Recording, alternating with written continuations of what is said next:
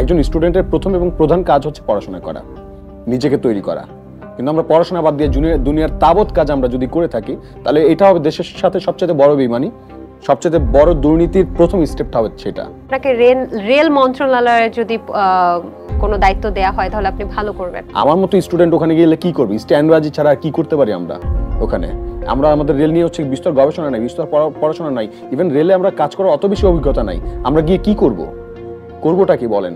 একজন স্টুডেন্টের প্রথম এবং প্রধান কাজ হচ্ছে পড়াশোনা করা, নিজেকে তৈরি করা। কিন্তু আমরা পড়াশোনা বাদ দিয়ে দুনিয়ার তাবৎ কাজ আমরা যদি করে থাকি, তাহলে এটা হবে দেশের সাথে সবচেয়ে বড় বেইমানি, সবচেয়ে বড় দুর্নীতির প্রথম স্টেপটা হবে সেটা, যে আমি আমার নিজের দায়িত্ব বাদ দিয়ে আমি হচ্ছে স্ট্যান্ডবাজি করে বেড়াচ্ছি। আপনাকে অনেক মানুষ ভালোবাসে, অনেকে বলে আপনি সেই ভালোবাসাটাকে পুঁজি করে, মানুষের ভালোবাসাটাকে পুঁজি করে আপনি বিভিন্ন জায়গায় জায়গায় গিয়ে সহজ বাংলায় যদি বলি যে মাস্তানি করছেন, বা পাটাকেষ্টর মতো ঢুকে যাচ্ছেন বিভিন্ন জায়গায়। আমার ওনাকে আরো চার্জ করার প্রয়োজন, প্রশ্ন করার প্রয়োজন। প্রশ্নের উপরে প্রশ্ন যখন করতে থাকবো, প্রশ্নের উপরে পাল্টা প্রশ্ন আসবে, যুক্তিতর্ক আসবে, তখন সেখান থেকে একটা না একটা সমাধান বের হয়ে আসবে। আমরা যদি প্রশ্নই করা না শিখি, প্রশ্নই যদি না করি, তাহলে হচ্ছে আমরা সমাধানের পথ কিভাবে খুঁজে পাবো?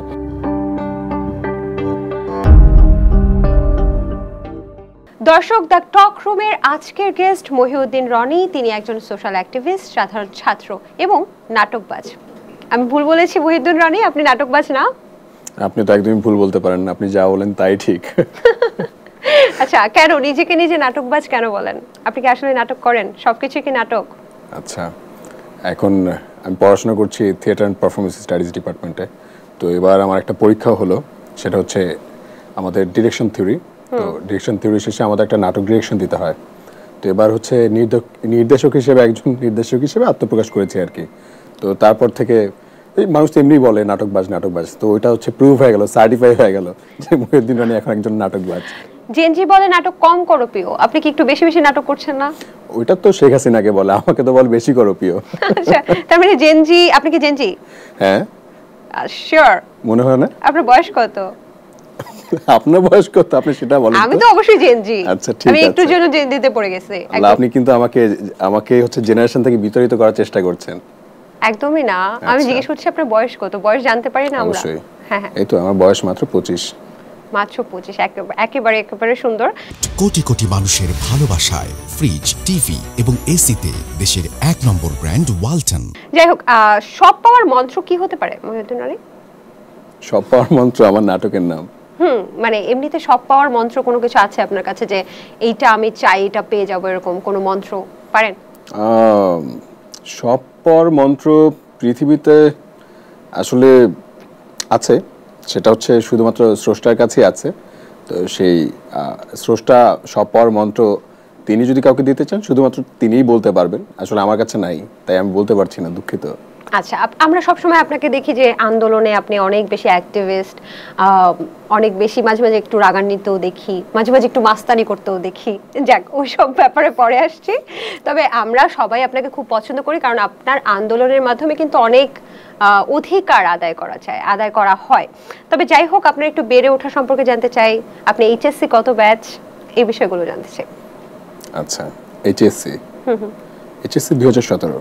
আচ্ছা, আর আপনি বেড়ে উঠেছেন কোথায়? পরিবারে কে কে আছে? জন্মেছি ঢাকায়। তো বাবা অ্যাক্সিডেন্ট করার পরে গ্রামে চলে গিয়েছিলাম ক্লাস 6-এ। তো ওখানে গিয়ে স্কুল কলেজ বরিশালেই। আচ্ছা। তো পরিবারে এখন মা আছে, বাবা আছে, নানু আছে, বোন আছে, সুন্দর কিউট ভাই, আমার ভাইগনা আছে 2টা, আমার ভগ্নিপতি তালই মাওই, এই ওনাদের সবাইকে নিয়ে। আমার বন্ধুরা, তারাও আমার পরিবার। বাহ, চমৎকার। থিয়েটার অ্যান্ড পারফরম্যান্স স্টাডিতে আছেন, আমি কি ভুল বলেছি? Theatre and performance studies department. আচ্ছা, সেখানে কোন ইয়ারে আছেন? ফাইনাল ইয়ারে। অনেকের ধারণা বা অনেকে প্রশ্ন করে আপনার কি কোনো স্টাডি গ্যাপ আছে কিনা, বা মানে আন্দোলন অনেক কিছুতে আপনি ব্যস্ত থাকেন, সো স্টাডি গ্যাপ কি আছে কিনা? হ্যাঁ, আমার 2টা স্টাডি গ্যাপ আছে। 2018 সালে কোটা সংস্কার আন্দোলনের সময় একবার হয়েছিল, তারপর রেলের আন্দোলনের সময় হয়ে গেছে। আচ্ছা, বেশ ভালো। নাটকটা কেমন চললো, সব পাওয়ার মন্ত্র? মানুষ তো বললো ভালো। তো মনে হয়েছে, যেহেতু জুলাই বিপ্লবকে সিম্বলাইজ করে হচ্ছে উপস্থাপন করা হয়েছে, তো আমি আমার নিজের জায়গা থেকে স্যাটিসফাইড আর কি। আচ্ছা, তার মানে নির্দেশক হিসেবেও আপনি আপনার নিজের জায়গা থেকে স্যাটিসফাইড? আলহামদুলিল্লাহ। আচ্ছা, এটা তো মনে হয় আপনার কারিকুলামের একটা অংশ, তাই তো? বাহ, চমৎকার। তো নাম্বার কি পেয়েছেন নাকি? আশা রাখি স্যাররা দিয়ে দিবেন, স্যাররা অনেক হেল্প করেছেন। আচ্ছা, এই যে আপনারা আন্দোলনে খুব সক্রিয় ছিলেন, আপনি রাজপথে ছিলেন, সোশ্যাল অ্যাক্টিভিস্ট হিসেবে ছিলেন, বা সবসময় আপনাকে কিন্তু আপনার আওয়াজ তুলতে আমরা দেখেছি, তাই না? তো যে কোনো একটা সরকার তো আসবেই, একটা সময় নির্বাচন হবে, সরকার আসবে, সেটা যেই হোক না কেন বা যারাই হোক না কেন। এই যে আপনারা যারা আন্দোলন করেছেন, আপনারা হচ্ছে তারুণ্যের একটা প্রতীক। তো তারুণ্য এই মানুষগুলো যারা আছেন, তারা আমরা ধরেই নেই যে যেখানেই অন্যায় সেখানেই তো আবার আপনারা ঝাঁপিয়ে পড়বেন না? আশা রাখি। আশা তো রাখছেন। তার মানে তারুণ্য তো যে কোনো সরকারের জন্য একটা হুমকি, আপকামিং। ধরেন সব জায়গায় তো একটা ভালো খারাপ আছে, তো যদি হুমকি হয়ে থাকে। আমার মনে হয় যে আপনার প্রশ্নটা আমি এখানে প্রথম প্রশ্নের উত্তরটা দিয়ে দিই, কারণ আপনি প্রশ্ন একটার সাথে আরেকটা লেজ নিয়ে করছেন, তো হারিয়ে যেতে পারে। তো প্রথম কথা হচ্ছে তারুণ্য সরকারের জন্য হুমকি না। যদি ওই গভর্নমেন্ট তারুণ্যকে মানে ইউটিলাইজ করতে পারে, তারুণ্য সবচেয়ে বড় ব্লেসিং। এবং তরুণদেরকে যদি এম্পাওয়ার কেউ করতে পারে এবং তাদেরকে তাদের কাঙ্ক্ষিত লক্ষ্যে পৌঁছে দেওয়ার জন্য যে গভর্নমেন্টটা দরকার, ওই সিস্টেমটা যদি ডেভেলপ করা যায়, ওই গভর্নমেন্ট যদি ফর্ম করা যায়, তাহলে অবশ্যই তারুণ্যের জন্য ওই গভর্নমেন্ট ব্লেসিং এবং গভর্নমেন্টের জন্য তারুণ্য ব্লেসিং। আমরা কি না, তারপরেও তো ক্ষমতা হারানোর একটা ভয় থাকে যে আবার যদি কোনো একটা ভুল হয়ে থাকে, তারুণ্য আবার ফুসে উঠবে, আবার ক্ষমতা হারিয়ে যেতে পারে, যে কোনো দলের কিন্তু সেই ভয়টা থাকবেই। তাহলে কি এই তারুণ্য যদি হুমকি হয়ে থাকে কোনোভাবে, আপনাদের সেফ এক্সিটটা কি বা আপনাদের নিরাপত্তা কি? আসলে আমার তো নিরাপত্তা নিয়ে আমার তো চিন্তা করতে হচ্ছে না। আমার চিন্তা হচ্ছে ওই দলগুলো কারা, যারা হচ্ছে আগে থেকে চিন্তা ভাবনা করছে যে তারুণ্যরা আমাদের জন্য হুমকি। যদি সে মনে করে, যদি হুমকি মনে করে, তাহলে অবশ্যই তার হচ্ছে পিছনে কোনো না কোনো ঝামেলা আছে বা সে এনাফ ক্যাপাবল না, ওই সকল দলগুলো। তো ওই দলগুলো যদি ক্ষমতায় আসে, তাহলে হচ্ছে দেশের জন্য হুমকি, মানুষের জন্য হুমকি হয়ে যাবে। তো তারুণ্য তখন এমনি ফুসে উঠবে অটোমেটিক। তো তারুণ্যকে তো দমিয়ে রাখা যায় না। তো আমি তো তাদেরকে আগে থেকে নিরুৎসাহিত করবো যে ভাই, আপনারা যদি মনে করেন যে তারুণ্যরা হুমকি, আপনাদেরকে ক্ষমতার কাছাকাছি আসার কোনো দরকার নেই। আপনারা আরও ডেভেলপ করেন, নিজেদেরকে আরও তৈরি করেন, যাতে করে দেশে যখন ক্ষমতার কাছাকাছি আপনি যাবেন বা ক্ষমতাকে হোল্ড করবেন, তখন যেন তারুণ্যকে আপনি ইউটিলাইজ করতে পারেন, তারুণ্যকে যেন আপনাকে হুমকি মনে না হয়, এবং তারুণ্য বা তরুণরা যেন আপনার দলের একটা বড় অ্যাসেট হয়ে দাঁড়ায়, সেটার জন্য আপনার প্রিপারেশন নেন। এবং আমরা আপনাদেরকে প্রয়োজনে সহযোগিতা করি, আমাদের পালস বোঝার চেষ্টা করেন, দেশের মানুষের পালস বোঝার চেষ্টা করেন, ডেভেলপমেন্ট নিয়ে একটু চর্চা করান আপনাদের স্টুডেন্টদেরকে। অবশ্যই দলের তো স্টুডেন্ট উইংস আছে, সেগুলোকে ডেভেলপ করেন। আমরা সেগুলো আগে থেকে বলি। আমাদেরকে হুমকি ভাবার তো কোনো কারণ নেই। আমরা তো বলছি যে আমরা তো দেশের অ্যাগেনস্টে না, আমরা তো দেশের সরকারের অ্যাগেনস্টে না, আমরা শুধু অন্যায়ের অ্যাগেনস্টে। হ্যাঁ, আপনি দেখেন যে এই যে জেনজি সবাই বলছে, এরা তো উল্টোপাল্টা কিছু করছে না। আমি তো দেখছি পথে ঘাটে যেখানে হচ্ছে অসঙ্গতি, সেখানে তারা ভয়েস রেজ করছে। এবং দেখা যাচ্ছে যে যেখানে আমরা দেখেছি যে যেখানে পুলিশ যখন ছিল না, আপনি দেখেছেন না, এই শিক্ষার্থীরা কিন্তু রাস্তায় নেমে গিয়েছে, ট্রাফিক তারা হচ্ছে গিয়ে নিয়ন্ত্রণ করেছে। যেখানে যেখানে অসঙ্গতি, তারা কিন্তু সেখানে সাপোর্ট দিয়েছে। তো তার মানে সম্ভাবনা আছে। তো একটা দেশের একটা এত বড় একটা স্ট্রং অ্যাসেট হচ্ছে এই জেনজি। তো এদের পাস যদি আপনি না বুঝতে পারেন এবং এদেরকে যদি আপনি কাজে লাগাতে না পারেন, এবং ভবিষ্যতের হাল ধরবে এরাই, তো এদেরকে যদি হচ্ছে আপনি মানে এদের চিন্তাটাকে ধারণ করতে না পারেন, এদের যে চেতনা এটাকে ধারণ করতে না পারেন, তাহলে তো আপনাকে কেউ ভোট দিয়ে ক্ষমতার কাছাকাছি আনবে না বা ভোট দিয়ে ক্ষমতায় বসাবে না। সো আমার মনে হয় না যে বাংলাদেশে আর কেউ ভোট চুরি করতে পারবে। সো আপনার তো দল হিসেবে ক্ষমতায় আসারই কথা না, তো হুমকি না, এগুলো তো ভাবার বিষয় অনেক পরে। সুষ্ঠু নির্বাচন তো আসবে, তাই না? ইনশাআল্লাহ, আমরা আশা রাখি। তাহলে মহিউদ্দিন রনির মতে বাংলাদেশের প্রথম, দ্বিতীয়, তৃতীয় বৃহত্তম রাজনৈতিক দল কারা এখন বর্তমানে? আমার মতে, আপনি কি দেখছেন এখন? আমি তো অনেক কিছুই দেখছি, তো সবকিছু কি বলা যাবে? বলবেন না। আপনি যদি বলেন সবকিছু বলা যাবে না, তার মানে তো বাক স্বাধীনতা আসেনি। আচ্ছা, আপনি আমাকে জিজ্ঞেস করছেন বাক স্বাধীনতার জন্য এত লড়াই করার পর? আমাদের লড়াই কিন্তু এখনো থেমে যায়নি। তাহলে বাক স্বাধীনতা কি আসেনি? আপনি যদি মনে করে থাকেন বিপ্লব একদম বাক স্বাধীনতা ফিরে এসেছে, বিপ্লব সফল হয়েছে, তাহলে এটা আমি আসলে একটু অপোজ করব। এখন শেখ হাসিনা চলে যাওয়া মানে হচ্ছে বাক স্বাধীনতা ফিরে পাওয়া না। শেখ হাসিনা চলে যাওয়া মানে একটা স্বৈরাচার রেজিমের পতন ঘটা না। স্বৈরাচার বলতে শেখ হাসিনাকে আপনি একটা প্রতীক হিসেবে দেখেছেন এতদিন। শেখ হাসিনা এখান থেকে চলে গেছে, কিন্তু তার যে রেখে যাওয়া সন্তান বা তার যে তৈরি করে যাওয়া সিস্টেম, সেটা কিন্তু সে নিয়ে জানে সাথে করে, সেটা দেশে এখনো আছে এবং সিস্টেম চলছে শেখ হাসিনার কূট কৌশলেই চলছে। ওয়েট আপনি আমাকে একটু বুঝান, সিস্টেম চলছে সেটা কি এখন বর্তমানে অন্তর্বর্তীকালীন সরকার আছে, সেখানেও কি এই সিস্টেমটা এখনো বিদ্যমান দেখছেন আপনি? আমি তো দেখছি। কিছু উদাহরণ জানতে চাই। আপনি তো দেখছেন দেশে এখন গুপ্ত হত্যা হচ্ছে, তাই না? শুনেছেন? শুনেছি, প্রাইভেট ইউনিভার্সিটি অনেকগুলো স্টুডেন্ট মারা গেছে, শুনেছেন নিশ্চয়ই শুনেছেন, যদি আপনি খবরের কাগজ পড়ে থাকেন, সোশ্যাল মিডিয়া। একটা অ্যাক্সিডেন্টে 300 ফিটে মারা গেছে, এটা শুনেছি। আচ্ছা, আরো গেছে। আচ্ছা, গুপ্ত হত্যা হচ্ছে প্রতিনিয়তই ঘটছে। দেশে ল অ্যান্ড অর্ডার কিন্তু এখন পর্যন্ত অ্যাক্টিভ না।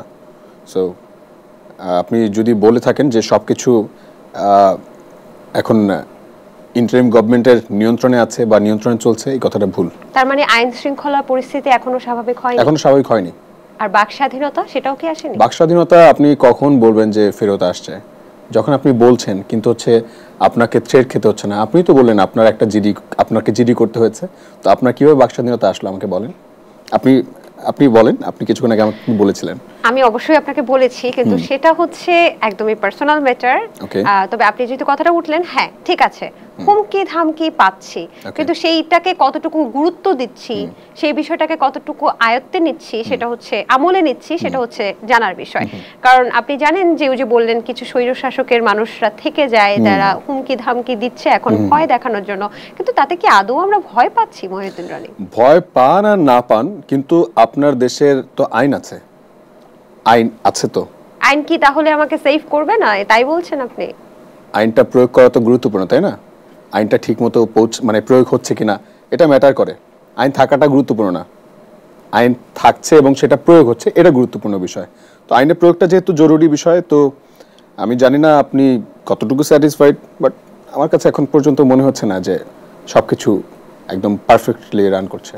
আচ্ছা, তাহলে বাক স্বাধীনতাও আসেনি, আইন শৃঙ্খলা পরিস্থিতি স্বাভাবিকও হয়নি, এটা হচ্ছে মহিউদ্দিন রনির বক্তব্য, আমার মনে হচ্ছে। আচ্ছা, আর মন্ত্রণালয়গুলো কেমন চলছে কি মনে হচ্ছে? মানে এই যে অন্তর্বর্তীকালীন সরকার এসেছে, সুন্দরভাবে আমাদের দেশ আবার নতুন বাংলাদেশ বলছি আমরা, সেটাও চলছে, সেটা কেমন চলছে? আপনি তো একজন আন্দোলনকারী, একজন সোশ্যাল অ্যাক্টিভিস্ট, আপনি কি স্যাটিসফাইড? আসলে শেখ হাসিনা দেশ থেকে চলে গেছে, শেখ হাসিনা যাওয়ার আগে যেমন ছিল অবশ্য সেই অবস্থায় নাই দেশ। শেখ হাসিনা যে চলে গেছে, এখন যে আমরা মুক্ত স্বাধীন বাংলাদেশে অক্সিজেন গ্রহণ করতে পারছি, এটা একটা বড় ব্লেসিং, হ্যাঁ, একটা প্রাপ্তির জায়গা। কিন্তু মন্ত্রণালয়গুলো কেমন চলছে সেটা তো আমি মন্ত্রণালয়ে যাচ্ছি না, যার কারণে আসলে বুঝতে পারছি না যে কেমন চলছে। তবে দৃশ্যমান যেগুলো, মানে যারা মন্ত্রণালয়গুলো পরিচালনা করছে, আমার কাছে মনে হচ্ছে না যে এই কয়জন মানুষ এত মানে শক্তিশালী একটা সিস্টেমের এগেইনস্টে তারা ওই ইফোর্টটা দিতে পারছে, বা দিলেও সেটা ওয়ার্ক করছে। আমি একটা উদাহরণ দিয়ে আপনাকে প্রশ্ন করতে চাই। আপনি একটা গণমাধ্যমে বলেছেন স্বাস্থ্য উপদেষ্টার যখন গাড়ি রুখে দাঁড়ায়, সেখানে আপনিও ছিলেন? না, আমি ছিলাম না। আচ্ছা, যাই হোক, বলা হচ্ছে যে ছাত্ররা রুখে দাঁড়ায়, তাই তো? আহত ছাত্ররা। আচ্ছা, হ্যাঁ। তো সেটা নিয়ে আপনি কথা বলেছেন, ওই ব্যাপারটা কি আসলে আপনার কাছে কি মনে হয়? কেন রুখে দাঁড়ানো হয়েছে? কি হয়েছিল সেখানে? কি কোনো অনিয়ম হচ্ছিল কিনা, বা সেখানকার ছাত্রদেরই দাবি কি ছিল, তারা কি আদৌ ছাত্র ছিল কিনা? এখানে কিন্তু একজন ব্যক্তি এসেছিলেন, আমি আপনাকে নাম উল্লেখ করেই বলছি, ব্যারিস্টার ফুয়াদ। উনি বলেছেন যে যারা প্রতিবন্ধী লীগের সদস্য তারা ওই স্বাস্থ্য উপদেষ্টার গাড়ি রুখে দাঁড়িয়েছিল, কিছু ছাত্রও ছিল। তো এই ব্যাপারটা যদি আপনি একটু বলতেন, আপনি কি মনে করেন? তো আসলে যদি উনি এই কথা বলে থাকে, তাহলে আমি ব্যাপারটার সাথে অপোজ করব, এবং প্রতিবন্ধী লীগের সাথেই লীগেরাই এটা করেছে কিনা আমি আসলে তদন্ত করে তো দেখিনি।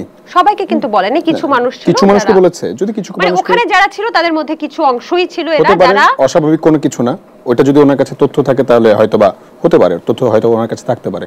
কিন্তু আপাত দৃষ্টিতে ডিরেক্টলি একদম জেনারেলাইজ করা যায় না এইভাবে, যে আমার বিরুদ্ধে কথা বলছে বা একটা অন্যায়ের বিরুদ্ধে কথা বলছে তাকে আমি প্রতিবন্ধী লীগ বানিয়ে দিলাম। আমি যদি ভুল না করে থাকি, আমি ওখানে উপস্থিত ছিলাম না। আচ্ছা, তাহলে আপনি তো কথা বলেছেন ওটা নিয়ে। আচ্ছা, ওটা নিয়ে কথা বলেছে এই জন্য যে আমি নিজে সরেজমিনে গিয়ে তদন্ত করে দেখেছি, খোঁজ খবর নিয়েছি।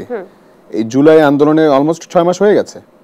তো এখন পর্যন্ত আমরা এই আন্দোলনে, আজকে আপু আমি এখানে বেঁচে আছি আমার ভাগের গুলিটা খেয়েছে আমার ভাইয়েরা, শহীদ আবু সাইদ, এই যে শ্রাবণ, মুগ্ধ, ওয়াসিম, এরা আমাদের ভাগের গুলিটা তারা খেয়েছে। হ্যাঁ, তো তাদের অবদান আমরা কোনোদিন অস্বীকার করতে পারবো না।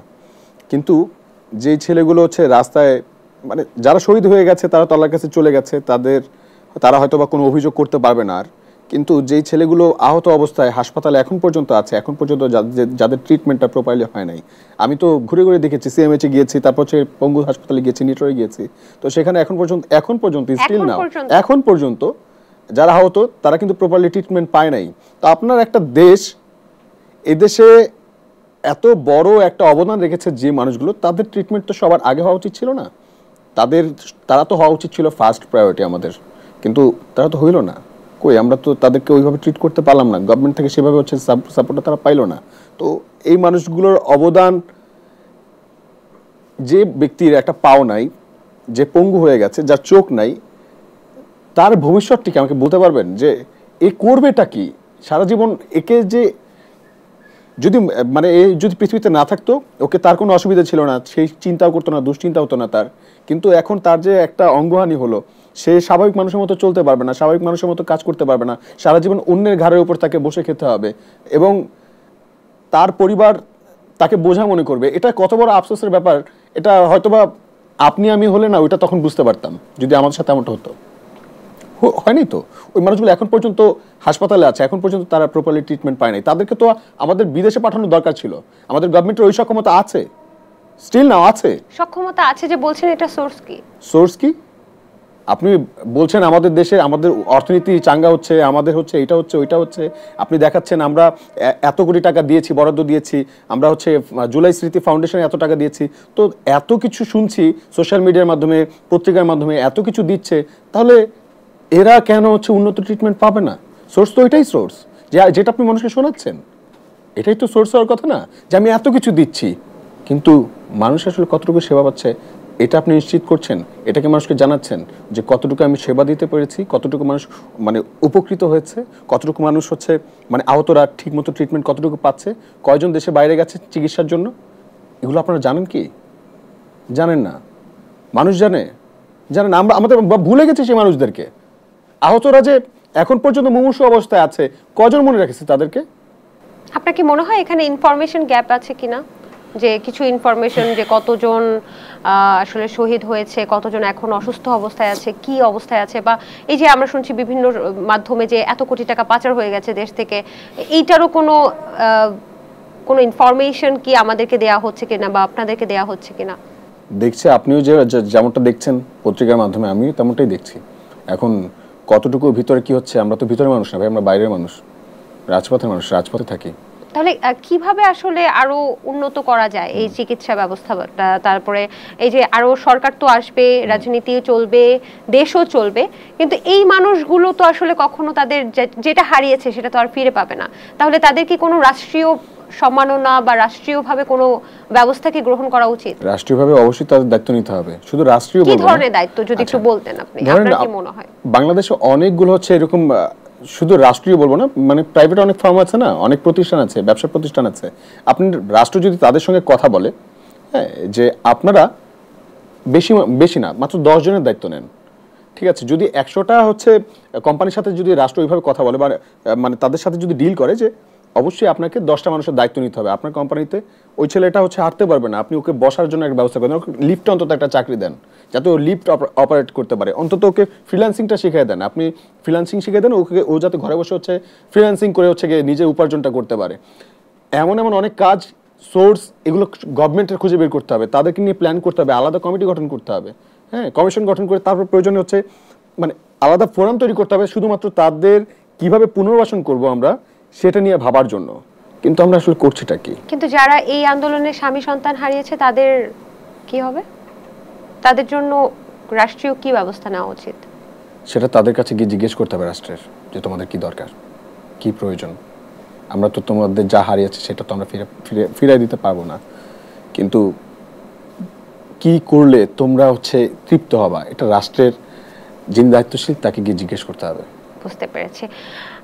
ভক্তরা আপনাকে উপদেষ্টা পদে দেখতে চায়, আপনি উপদেষ্টা পদে নেই কেন? ভক্তরা, আমার তো কোনো ভক্ত নেই, আমার যা আছে সব আমার প্রিয় মানুষজন, ভাই ব্রাদার, দেশের আপনার মানুষ। প্রিয় মানুষজন, ভাই ব্রাদার চাচ্ছে না? আচ্ছা, দেশের মানুষ, এখন মানুষ অনেক কিছু চাইতে পারে, কিন্তু আমি তো জানি আমার সক্ষমতা কতটুকু। আমি এখন স্টুডেন্ট, আমার এখনো পড়াশোনা শেষ হয়নি। আমি কেন ওরকম দায়িত্ব নিতে যাব? আমার দ্বারা তো দেশের ক্ষতি হতে পারে যে কোনো সময়। অ্যাট ফার্স্ট দেশকে সংস্কার করার আগে নিজেকে সংস্কার করা, নিজেকে তৈরি করাটা গুরুত্বপূর্ণ। আপনি কি তাহলে তৈরি করছেন নিজেকে? চেষ্টা করছি। আপনার এই ব্যাপারে কি কোনো আক্ষেপ আছে? কোনো আক্ষেপ নেই, 0% আক্ষেপ নেই। আপনার কোনো পদের প্রতি কি কখনোই কোনো আক্ষেপ ছিল না? না, আমার মনে হয় একটা পদ, নামের আগে পিছে একটা পদ থাকা বা বিশেষণ থাকা, এটা আমার জন্য একটা বার্ডেন। অনেকে বলছে যে আপনাকে রেল মন্ত্রণালয়ে যদি কোনো দায়িত্ব দেয়া হয় তাহলে আপনি ভালো করবেন। না, আমার মনে হয় যে আমি ভালো করব না। আমার জায়গায় যদি মাহবুব কবি মিলন স্যার আসেন, তখন তিনি আরো ভালো করবেন। তিনি রেল সম্বন্ধে অনেক বেশি জানেন এবং এই মানুষটার বিশাল কন্ট্রিবিউশন আছে, বিশাল জার্নি আছে রেল নিয়ে, তার অনেক জ্ঞান রেল নিয়ে। তো এই মানুষটাকে ওই যোগ্য জায়গাটা একটু আপনারা পৌঁছায় দেন সবাই মিলে। আমাদের বলার জায়গাটুকু এইটুকু, আমাদের এক্সপেকটেশনের জায়গা এইটুকু। যোগ্য মানুষগুলো যোগ্য জায়গায় আসুক। আমার মতো স্টুডেন্ট ওখানে গেলে কি করবি? স্ট্যান্ডবাজি ছাড়া আর কি করতে পারি আমরা ওখানে? আমরা আমাদের রেল নিয়ে হচ্ছে বিস্তর গবেষণা নাই, বিস্তর পড়াশোনা নাই, ইভেন রেলে আমরা কাজ করার অত বেশি অভিজ্ঞতা নাই। আমরা গিয়ে কি করবোটা কি বলেন? একজন স্টুডেন্টের প্রথম এবং প্রধান কাজ হচ্ছে পড়াশোনা করা, নিজেকে তৈরি করা।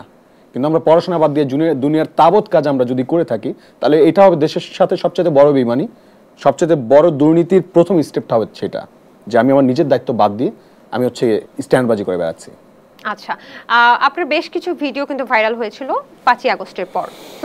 আপনাকে অনেক মানুষ ভালোবাসে, অনেকে বলে আপনি সেই ভালোবাসাটাকে পুঁজি করে, মানুষের ভালোবাসাটাকে পুঁজি করে আপনি বিভিন্ন জায়গায় জায়গায় গিয়ে, সহজ বাংলায় যদি বলি যে মাস্তানি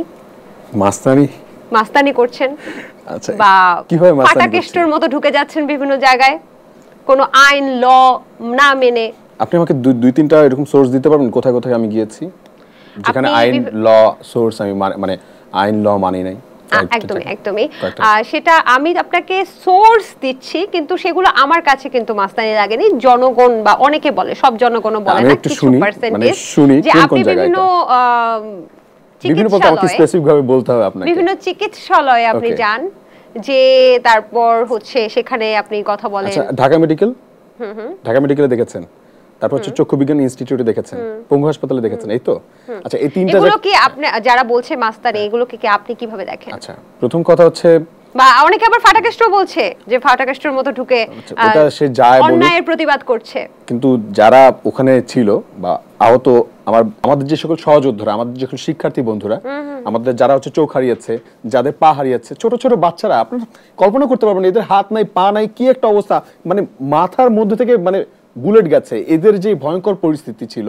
তো যখন আমরা ওখানে যাই এদেরকে দেখতে, তো আমাদের নৈতিক দায়িত্ব দেখতে যাওয়া, এবং এদের কোনো প্রয়োজন আছে কিনা, অসুবিধা আছে কিনা, কি লাগবে ভাই, তোমার কি লাগবে বলো। ও যখন বলে ভাই আমি ঠিকমতো ট্রিটমেন্টও পাচ্ছি না, ও কান্না করে দিচ্ছে, তখন আপনার কি মনে হয় যে যারা আমাদের জন্য এত বড় কন্ট্রিবিউশন রাখলো, তাদের জন্য আমরা কি ডাক্তারের কাছে গিয়ে বলতে পারবো না যে ভাই কেন ট্রিটমেন্টটা হচ্ছে না, আপনি কেন, মানে ও কেন স্যাটিসফাইড না? এই প্রশ্নটা আমি করতে পারবো না? আমি তো ডাক্তারকে জিজ্ঞেস করব।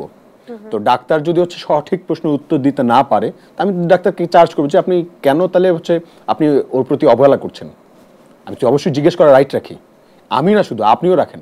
যে কেউ গিয়ে জিজ্ঞেস করতে পারে ডাক্তারকে যে ভাই, যে আপনি কেন মানে অবহেলাটা করছেন। ডাক্তার আমাকে একটা স্যাটিসফাইং একটা অ্যান্সার তো দিবে। আমার কাছে মনে হবে যে না, স্যাটিসফাইড, আমি ঠিক আছে, ইটস ওকে। আমার যদি কোথাও কনফিউশন থাকে, আমি আমার সাথে ডাক্তার বন্ধু নিয়ে ঘুরি, ওদেরকে বলি যে উনি যা বলছে ঠিক আছে। যখন আমার বন্ধুটা বলে যে কোথাও কোনো ঘাপলা আছে, তখন তো আমার কাছে মনে হয় যে আমার ওনাকে আরো চার্জ করার প্রয়োজন, প্রশ্ন করার প্রয়োজন। প্রশ্নের উপরে প্রশ্ন যখন করতে থাকবো, প্রশ্নের উপরে পাল্টা প্রশ্ন আসবে, যুক্তিতর্ক আসবে, তখন সেখান থেকে একটা না একটা সমাধান বের হয়ে আসবে। তো আমরা যদি প্রশ্নই করা না শিখি, প্রশ্নই যদি না করি, তাহলে হচ্ছে আমরা সমাধানের পথ কিভাবে খুঁজে পাবো? আমার কাজ ছিল প্রশ্ন করা, আমি প্রশ্ন করেছি। তো অনেকের কাছে মনে হয়েছে যে মাস্তানি করছে। তো আমি এইটা একজন নাগরিক হিসেবে শুধু আমি না, আপনি, আমরা প্রত্যেকে, এটা আমাদের রাইট প্রশ্ন করা, যে কেন আমি আমার অধিকারটুকু পাচ্ছি না এখানে, আপনার কোথায় সমস্যা, মানে অবস্টাকলটা কোথায় এবং ঘাটতিটা কোথায় আমাকে বলেন। যদি রাষ্ট্র যদি দিতে না পারে, আমরা ব্যক্তি উদ্যোগে দিব। আমরা অনেক কোম্পানি আছে, অনেক প্রাইভেট মানুষ আছে, বাংলাদেশে এরকম অনেক মানুষ আছে আন্দোলনে অংশগ্রহণ করেছে, এবং প্রবাসে এরকম অনেক মানুষ আছে যারা নিজে থেকে দিতে চায় যে ভাই আমি একজন আহত ব্যক্তির দায়িত্ব নিতে চাই, তুমি যদি না পারো আমাকে বলো, আমি দায়িত্বটা নেই। আমাকে দায়িত্বটা দাও। এরকম প্রবাসে অনেক মানুষ আছে, আমাদের কাছে অহরহ ফোন কল আসছে, মেসেজ দিচ্ছে, কিন্তু হচ্ছে ধরেন এত অপরচুনিটি থাকা সত্ত্বেও যখন শুনি আমাদের একজন আহত ভাই সে ঠিকমতো ট্রিটমেন্ট পাচ্ছে না, সে ঠিকমতো মানে তার পরিবার চলছে না, তার খারাপ অবস্থা, তখন তো আমাদের আসলে নিজেদের আবেগকে নিয়ন্ত্রণ করা খুব কঠিন হয়ে যায়। তবে এখানে তো অনেকের প্রশ্ন চলে আসে যে চার্জ যদি আমরা সবাই মিলে করতে থাকি, ধরেন আপনি বললেন আমাকেও চার্জ করতে, ধরেন অনেক সময় এখানে ভুল হওয়ার সম্ভাবনা আছে কিনা, আর যদি তাই হয় তাহলে আইন শৃঙ্খলা বাহিনী তাহলে কোথায়? এই জিনিসগুলো, এই অধিকারগুলো আদায় করার জন্য তো সবসময় যে আন্দোলন করতে হবে, জায়গায় জায়গায় আমি দাঁড়িয়ে যাব আন্দোলন করতে, সেটাও তো কোনো সমাধান না। আমি আপনার সাথে একদম একমত। ইভেন আমি যে মানুষকে চার্জ করেছি আপনারা বলছেন, তো সেই ব্যক্তি, আপনি এটা জানেন কিনা, যখন মানে 5 আগস্টের পূর্বে যখন ছেলেগুলো গুলি খাচ্ছিল, মানুষগুলো গুলি খাচ্ছিল, গুলি খাওয়ার পর যেই হাসপাতালগুলোতে আসছিল, তখন কিন্তু শেখ হাসিনার নির্দেশে ওই সকল মানুষের ট্রিটমেন্ট দেওয়া একদম বন্ধ করে দেওয়া হয়েছিল। এবং যেই সকল মানুষরা এই নির্দেশনা ফলো করেছে এবং এটাকে এক্সিকিউট করতে হেল্প করেছে, তাদের মধ্যে ছিল একজন ওই ব্যক্তি যাকে আমি চার্জ করেছি। কিন্তু উনি তো অস্বীকার করেছে, তিনি বলেছেন যে এটাকে ইনভেস্টিগেট করো, যদি কোনো ভুল পেয়ে থাকো তাহলে আমাকে শাস্তি দিও। ইনভেস্টিগেশন ছাড়া কেন তাকে চার্জ করা হলো? আপনি বলেছেন পরবর্তীতে কি ইনভেস্টিগেশন হয়েছিল কিনা? ইনভেস্টিগেট করে তাকে তারপর শাস্তি দিতে। আমি শাস্তি দেওয়ার কে ভাই? চার্জ করতে বলেছি। আচ্ছা, চার্জ করা, আপনি শাস্তির কথা বলেছেন, ওকে ঠিক আছে। আমি যদি বলি ইনভেস্টিগেট করার দায়িত্ব হচ্ছে পুলিশ প্রশাসনের। আর ওই সময়টা আমরা ইনফরমেশন আমরা জেনে বুঝে ওখানে গিয়েছি। ইভেন এই তথ্যটা আমাদের কাছে তো ছিল তখন, যে আমাদের ভাইরা ট্রিটমেন্ট ঠিকমতো পাচ্ছে না। তো আমার এই প্রশ্নটা করা আমার দায়িত্ব, এবং হচ্ছে এটা আমি করতে পারি, আমার অধিকার, যে ভাই আমার ভাইরা কেন ট্রিটমেন্টটা পাচ্ছে না, আমাদেরকে একটু বলেন আপনার কোথায় হচ্ছে গিয়ে অবস্টাকল। এখন উনি যদি হচ্ছে আমাকে যে তথ্য দিচ্ছে সেই তথ্য যদি মনে হয় যে এটা ভুয়া তথ্য, আমি কি অনেকে জিজ্ঞেস করবো না আপনার তথ্য তো আমাদের কাছে সঠিক মনে হচ্ছে না, কেন সঠিক মনে হচ্ছে না, সেটার উত্তরও তো আপনাকে দিতে হবে। এই প্রশ্ন তো আমি করার রাইট রাখি। হ্যাঁ, তো তখন দেশের ল অ্যাক্টিভ না, মানে পুলিশ প্রশাসন মানে অ্যাক্টিভ না, তো আমি কার কাছে গিয়ে অভিযোগ দিব? মানুষ তো আমাদের কাছে আসতেছে, ভাই কেউ কাজ করতেছে না, পুলিশ কাজ করতেছে না, আমরা কার কাছে গিয়ে অভিযোগ দিব আমরা জানি না। তো মানুষ কোথায় আসতেছে? আমাদের যাদেরকে চেনে তাদের কাছেই তো আসতেছে। তো মানুষ যখন, আমরাও গিয়ে যখন রেমেডি পাচ্ছি না পুলিশের কাছে, তো আমাদের নিজে যাওয়া ছাড়া তো আমাদের উপায় নেই, আমাদের ভাইগুলোকে তো আগে বাঁচাইতে হবে। মাথায় তখন আমাদের ওই ইন্টেনশন কাজ করেছে। এখন বলতে পারেন হ্যাঁ মাস্তানি করেছি, যদি আপনি এটাকে মাস্তানি হিসেবে গণ্য করেন, সো আমি এরকম মাস্তান, আমি জন্মগতভাবে এরকম মাস্তান, আমি এই মাস্তান হইতে চাই, আরও বেশি হবো। আমাকে দেশ থেকে আপনারা বের করে দেন, সমস্যা নেই, কিন্তু আমি আমার ভাইদের জন্য এটা করবো। বাহ, চমৎকার উত্তর। আপনাকে বলে যে আপনি অনেক সময় আলোচনার কেন্দ্রবিন্দুতে থাকতে চান, সব সময় সব ভাইরাল ইস্যু নিয়ে, বা সব সময় যেটাকে বলা যায় যে ফুটেজ খেতে চান। ওকে, এই বিষয়টা কি আপনি একমত কিনা? আচ্ছা, আমি আপনাদের যারা এই কথাগুলো বলে তাদেরকে একটু তৃপ্ত করতে চাই। প্রথম কথা হচ্ছে, এই রাষ্ট্র ঢাকা বিশ্ববিদ্যালয়ের থিয়েটার অ্যান্ড পারফরমেন্স স্টাডিজ ডিপার্টমেন্টে আমাকে পড়ার সুযোগ করে দিয়েছে, এবং আমার রাষ্ট্রের জনগণ আমার পড়াশোনার খরচ বহন করছে। আমার পড়াশোনার বিষয় হচ্ছে অ্যাটেনশন সিক করা, ফুটেজ খাওয়া, কত ভালোভাবে ফুটেজ খাওয়া যায় সেটা আমি আমার ডিপার্টমেন্ট থেকে শিখি। এখন আমি যদি ঠিকমতো ফুটেজটা না খেতে পারি, এটা তো আমার জনগণের সাথে আমার জন্য মানে রাষ্ট্রের সঙ্গে আমার বেইমানি করা হবে। অতএব তাকে তৃপ্ত করলাম যে হ্যাঁ অবশ্যই আপনি ঠিক বলেছেন। তবে আমার না, এটা তো আমাকে অ্যাপ্রিসিয়েট করা উচিত আপনাদের। দেখেন আমি যখন আসি তখন তো এটা সত্য কথা, মানুষ ভাবে যে আমি আসলে ফুটেজ নিয়ে নিচ্ছি, একাই আলোচনার কেন্দ্রবিন্দু হয়ে যাচ্ছে। আমি প্রত্যেকটা 6 মাস অন্তর অন্তর একবার করে এরকম আলোচনায় আসি, এবং দেখেন আমার প্রত্যেকটা ডিউরেশন কিন্তু 6 মাসই, 6 মাসের আগে পিছে না, ঠিক আছে? হিসাব করে দেখুন প্রত্যেকটা 6 মাস আছে। অতএব আমি টাইম সিকোয়েন্সটা ভালো করে বুঝি, এবং কখন কি করতে হবে সেটা বুঝি, এবং সেই অনুযায়ী আমার অ্যাকশনটা নেই। অতএব আপনাদের তো হচ্ছে ডিপার্টমেন্টের সার্টিফিকেশনের সাথে সাথে আমাকে অ্যাওয়ার্ডও দেওয়া উচিত, যে ভাই ওর পড়াশোনাটা ঠিকমতো কাজে লাগাইতেছে। তার মানে পরিকল্পিত উপায়ে আপনি ফুটেজ খান? অবশ্যই পরিকল্পিত উপায়ে। এখন আপনার একটা প্রবলেম হয়েছে, তো সেই প্রবলেমটা আপনি সলভ করতে পারতেছেন না, কিন্তু আপনি আমাকে বলছেন, তো ওই প্রবলেমটা আমি আমার মতো করে সুন্দর করে এমনভাবে উপস্থাপন করতে পারি যে প্রবলেমটা সার্বজনীন প্রবলেম, এবং সলভ করলে সার্বজনীন উপকারী হবে। তো সেই প্রবলেমটা আমি আমার মতো করে আলোচনার কেন্দ্রতে নিয়ে আসি। দেখেন আমার আলোচনার বিষয় কিন্তু এটা না যে আমি কয়টা প্রেম করছি, আমি কয়টা বন্ধুর সাথে আড্ডাবাজি করছি, আমি কি নেশা করছি নাকি, আমি কেন্দ্রিক না। আমার প্রত্যেকটা আলোচনার বিষয়বস্তু কিন্তু দেশের অসঙ্গতি, রাষ্ট্রের অসঙ্গতি, প্রবলেমস, এবং তার সলিউশন আপনি নিয়ে। তো বিডি ইমরানকে নিয়েও কথা বলেছেন, আপনি এটা তো কি আপনি স্যান্ডি কি সাহাকে অসঙ্গতি নিয়েও মনে কথা করছেন না? বলেছেন। আপনি তো অনেকে বলে আপনি চা বিক্রি করে আলোচনায় এসেছেন ফুটেজ খাওয়ার জন্য, Okay. অনেকে বলে আপনি বিডি ইমরানকে নিয়ে অপমান করেছেন ফুটেজ খাওয়ার জন্য, অনেকে বলে আপনি স্যান্ডি সাহাকে নিয়ে কথা বলেছেন ফুটেজ খাওয়ার জন্য। আপনি এখন সেই এই স্যান্ডি প্রশ্নের শাহ আর বিডি ইমরানের মধ্যে পড়ে আছেন। না না, আমি পড়ে নাই, Okay, মানে ঠিক বললাম আছে, যে এটা 6 মাস অন্তর অন্তর আপনার যে পরিকল্পনাটা ফুটেজ খাওয়ার, হ্যাঁ। সেটার মধ্যে তো এটাও একটা হ্যাঁ, আমি ব্যাপার ছিল, অবশ্যই আমি পরিকল্পনা, কোনোভাবে ডিনাই অন্তর্গত। করছি, আমি কিন্তু ডিনাল থিওরিতে যাচ্ছি ওটা না। তো দেশের জন্য কিছু না, স্যান্ডি সাহা অবশ্যই দেশের জন্য কিছু। আপনি কিভাবে একটু যদি আচ্ছা, বলেন না, ঠিক আমি আছে, বুঝতে পারি না, আমাকে একটু বুঝায় ঠিক বলেন আছে। না। এখন তো দেশে শেখ হাসিনা নেই, তো এবার আপনাদের কিছু কথা বলি। দেখেন, এই স্যান্ডি সাহা ওর বাংলাদেশে কি কাজ? আমি জানি না, সে কে? সে কি বাংলাদেশের নাগরিক? আপনার কাছে প্রশ্ন না, সে তো বাংলাদেশের নাগরিক না, কিন্তু প্রশ্নগুলো আপনার কাছে। আমার কাছে না, সে বাংলাদেশের নাগরিক না, এক বাংলাদেশের নাগরিক না। তার যে টার্গেট কমিউনিটি বা অডিয়েন্স, ওই সকল মানুষকে সে টার্গেট করছে, যে সকল মানুষকে অল্প পয়সায় তাদেরকে ইনফ্লুয়েন্স করা যায়, এবং ওই সকল মানুষকে সে টার্গেট করছে যে সকল মানুষকে দিয়ে সে একটা ইনফরমেশন খুব দ্রুত স্প্রেড করতে পারবে। এবং আপনি দেখবেন যে তার বাংলাদেশে আসার পর, সে যখন বাংলাদেশে আসে, সে কার কার সাথে বৈঠকে বসছে এবং কাদের এজেন্ডা সে বাস্তবায়ন করছে। সে বাংলাদেশের জন্য যখন মনে হয়েছে যে এই ব্যক্তি থ্রেট, ফর দ্যাটস ওয়াই তার এই দেশে আসাটা আমাদের কাছে মনে হচ্ছে এটা নিরাপদ না। তো সেই যে সকল অ্যাক্টিভিটিসগুলো চালাচ্ছে, এটা আমাদের দেশের জন্য নিরাপদ না, সন্দেহজনক। তো তখন হচ্ছে কি আমরা প্রশ্ন করা শুরু করি যে এই ব্যক্তি কেন বারবার আসতেছে, কেন বারবার হচ্ছে কি, ধরেন ভেরি সিম্পলি, সে যেই কাজগুলো করছে, এতে বাংলাদেশের একটা বিশাল, বাংলাদেশের ধর্মপ্রাণ রাষ্ট্র, তাই না, মুসলিম ধর্মপ্রাণ মানুষেরা এই দেশে অনেক বেশি বসবাস করে, তাই না? তো মুসলিম সেন্টিমেন্টে কিন্তু এটা বড় ধরনের আঘাত করছে বারবার তিনি যে কাজগুলো করছেন, এবং তিনি কিন্তু বারবার এই কথাগুলো বলছেন, মানে এমন অশালীন অ্যাক্টিভিটিস করছে এবং বাংলাদেশকে হচ্ছে তিনি হেও করছেন যে দেখো আমি এটা আসছি, এই যে এটা পড়ছি, এটা করছি, ঠিক আছে, কই তোমরা আমার কিছু করতে পারছো, এই যে দেখো তোমাদের মেটেরিয়াল, ফার্স্ট আমার এখানে আসেন, এই দেখো আমি এটা করছি, ওইটা করছি, ঠিক আছে, তোমরা কি কেউ কিছু করতে পারছো? এই তোমরা কারা? এই তোমরা হচ্ছে বাংলাদেশের আলেম সমাজ, যাদেরকে তিনি কটাক্ষ করছেন। তো আমি অ্যাট ফার্স্ট আমার দেশের মানুষের কথা চিন্তা করবো, এই ব্যক্তিত্ব যদি তাকে আলেম সমাজ কোনোভাবে ক্ষিপ্ত হয়ে, ঠিক আছে, ধরেন একটা স্টেটমেন্ট দিয়ে দিত, তখন বাংলাদেশের ধর্মপ্রাণ কোনো একজন মানুষ তার ওই অ্যাক্টিভিটিসের কারণে তাকে যদি হচ্ছে ঘাড় ধাক্কা দিত, তখন কি হয়ে যেত, আন্তর্জাতিক পরিমণ্ডলে কি হইতো, একদম বড় করে প্রচার হইতো যে বাংলাদেশের মানুষের কাছে, বাংলাদেশের মানুষের দ্বারা হচ্ছে ইন্ডিয়ার একটা মানুষ সে হচ্ছে গিয়ে আহত হয়েছে, হ্যাঁ, বা ইন্ডিয়ার মানুষ ক্ষতিগ্রস্ত হয়েছে। ওইটাকে ইস্যু করে বাংলাদেশ ইন্ডিয়ার মানুষের মধ্যে একটা যে সম্প্রীতি, এটা ভেঙে যেত। অ্যান্ড তারপর কি হতো, ওইটাকে ইস্যু করে, হ্যাঁ, এমনি তো দেখছেন পাশের দেশের আমরা যাদেরকে বন্ধু রাষ্ট্র বলে থাকি, তারা তো হচ্ছে বাংলাদেশের ছোটোখাটো ইস্যুতেও তারা সংখ্যালঘু অধিকার চায়, এই চায়, সেই চায়, যেখানে তাদের দেশের সংখ্যালঘু মানুষদের তারা নিরাপত্তা দিতে পারছে না, কিন্তু তারা সবসময় ওইটা আমাদের দেশের মানুষের অধিকারটা তারা চায়, এটা তারা বলে আর কি। তো কিন্তু ওই ইস্যুটা যদি সত্যিই ঘটতো, যদি তাকে কেউ যদি মার দিত, তখন কি হইতো বলেন তো? তখন বলতো যে বাংলাদেশে সব মানুষ জঙ্গি। তখন কি হইতো, একদম হচ্ছে গিয়ে দেখতেন যে আমেরিকান, রাশিয়ান, হ্যাঁ, এবং ইন্ডিয়ান সব রকম আর্মি ফোর্স মিলে বাংলাদেশের উপরে অ্যাটাক চালাইতো, যে বাংলাদেশের জঙ্গি নিধন করতে হবে। জঙ্গি কারা? বাংলাদেশের সাধারণ মানুষ, যারা ওই লোককে সহ্য করতে পারছে না। তো এই যে সিম্প্যাথি কার্ড বা হচ্ছে ভিকটিম কার্ড প্লে করার যেই গেমগুলো তারা খেলছে, এটা কিন্তু আজকের না, 2 বছর আগের না।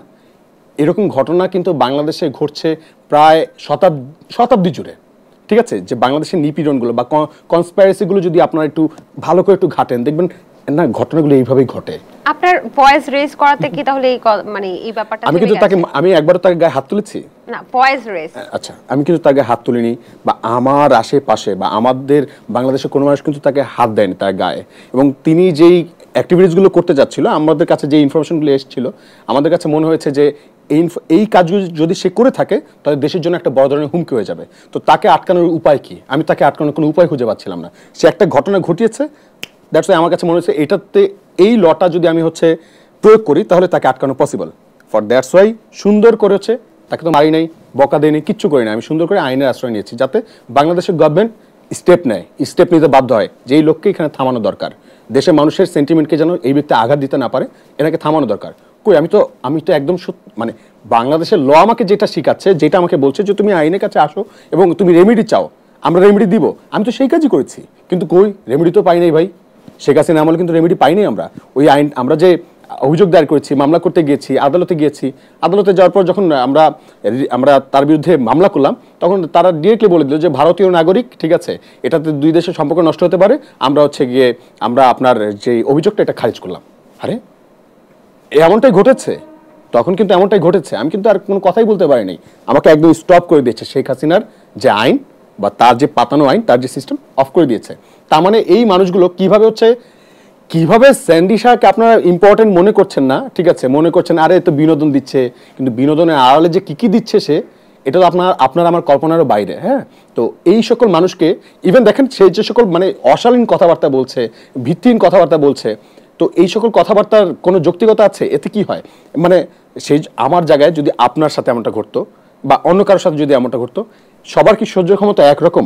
আপনার সহ্য ক্ষমতা কি একরকম? এমন তো না।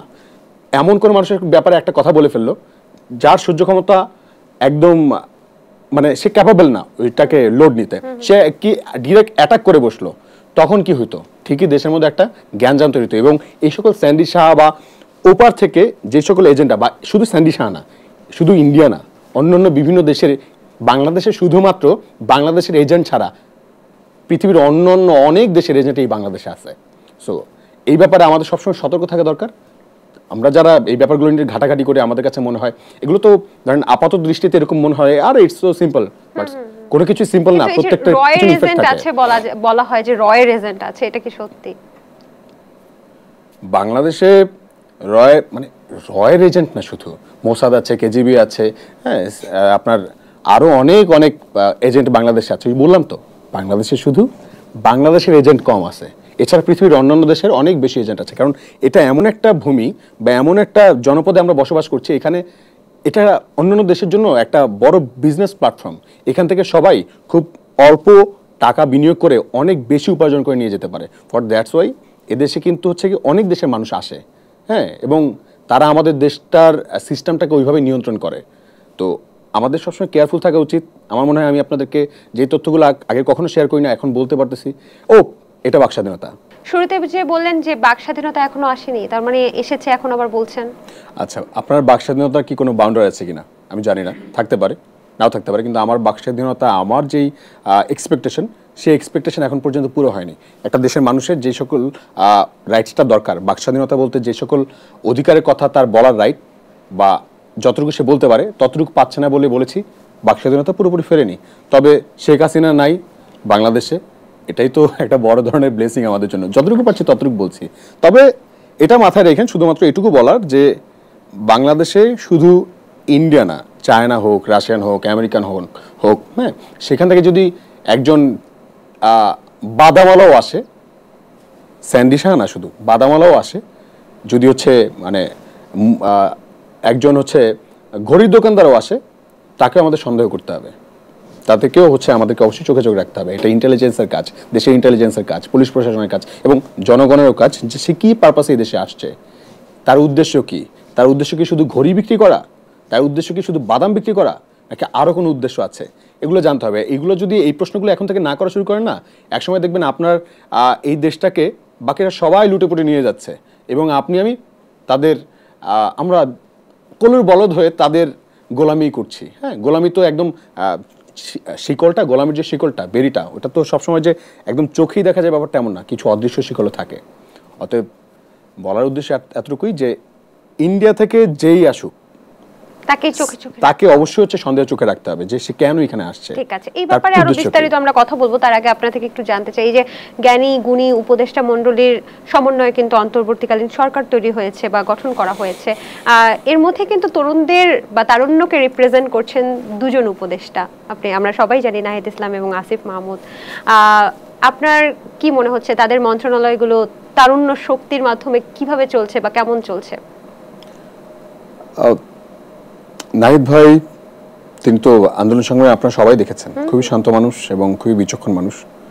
আসিফ তোমার বন্ধু, ক্যাম্পাসে ওকে অনেক ভালো কাজে আমি মানে দীর্ঘ এই 6-7 বছরে ওকে অনেক কাজ করতে দেখেছি। ছেলেটা খুব সর্বশেষ তার সাথে কবে দেখা হয়েছে আসিফ মাহমুদের সাথে? আসিফের সাথে আমার সর্বশেষ বোধহয়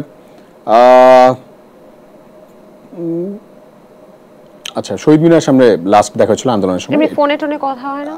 বা আপনার হ্যাঁ। সাথে আসিফ মাহমুদ, নাহিদ ইসলাম, সার্জিস আলম, হাসনাত, তাদের সাথে আপনার বন্ধুত্ব বা সম্পর্কটা কেমন? আচ্ছা, হাসনাত ভাই আমার বড় ভাই, সার্জিস ভাই বড় ভাই, ইমিডিয়েট সিনিয়র আমার। তো তাদের সাথে সম্পর্কটা, তারা তো বিপ্লবী। আপনিও তো বিপ্লবী। আচ্ছা, আমি একজন সাধারণ মানুষ। হ্যাঁ, তো তার মানে যতটুকু একজন বিপ্লবী বা একজন অ্যাক্টিভিস্টকে যতটুকু সম্মান দেওয়া দরকার বা সহযোগিতা করা দরকার, সেই জায়গা থেকে আমি আমার মতো হেল্প করার চেষ্টা করছি। তারা ওটাকে রিসিভ করেছে, অতটুকুই সম্পর্ক। আমার মনে হয় যে এখন যেহেতু তারা ক্ষমতা মেনটেন করছে বা রাষ্ট্র ক্ষমতা মেনটেন করছে, রাষ্ট্র পরিচালনার কাজে অংশগ্রহণ করছে, তো এখন এই মুহূর্তে তাদের সাথে একটা দূরত্ব আমার বজায় রাখাটা গুরুত্বপূর্ণ। তো অতটুকু দূরত্ব আসলে একটু বজায় রাখছে। এটা কি আপনি সৃষ্টি করেছেন, মানে তৈরিটা কি আপনার থেকেই দূরত্বটা? হ্যাঁ, আমি আসলে ক্ষমতার কেন্দ্রবিন্দুতে থাকা মানুষদের কাছ থেকে একটু দূরে থাকি।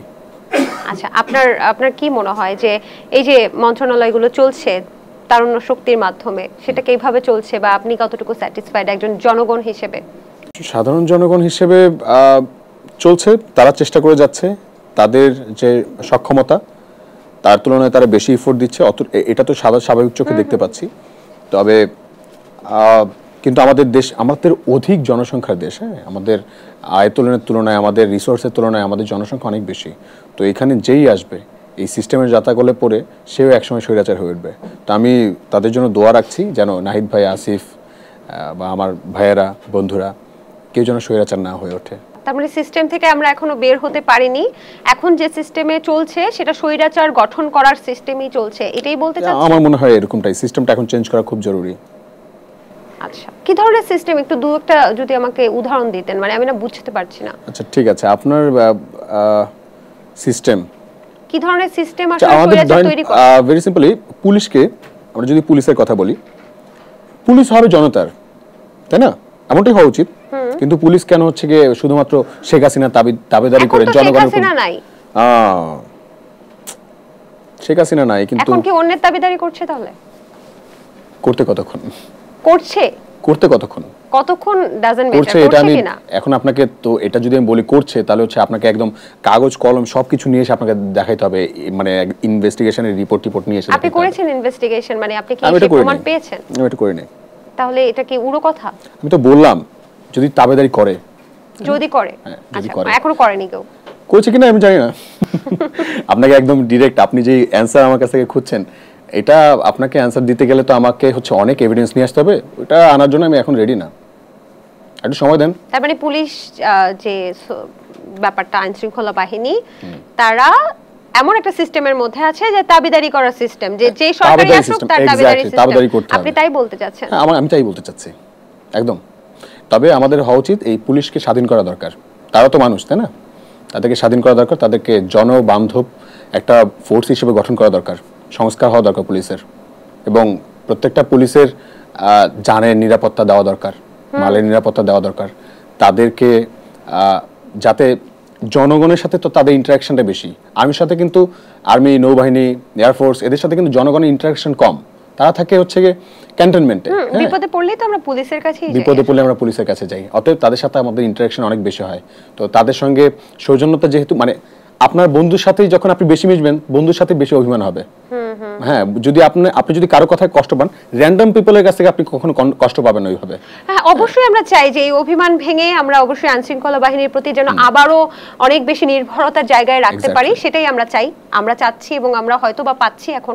তবে যাই হোক, আপনি আমাকে একটু বলেন তো, আর কোন সিস্টেম আপনার কাছে মনে হচ্ছে যে এই সিস্টেমটা স্বৈরাচার সরকার গঠন করতে পারে? আর কোন সিস্টেম? শুধুমাত্র নিরাপত্তা বাহিনী? ওকে, দিলাম নিরাপত্তা বাহিনী দিয়ে বললাম।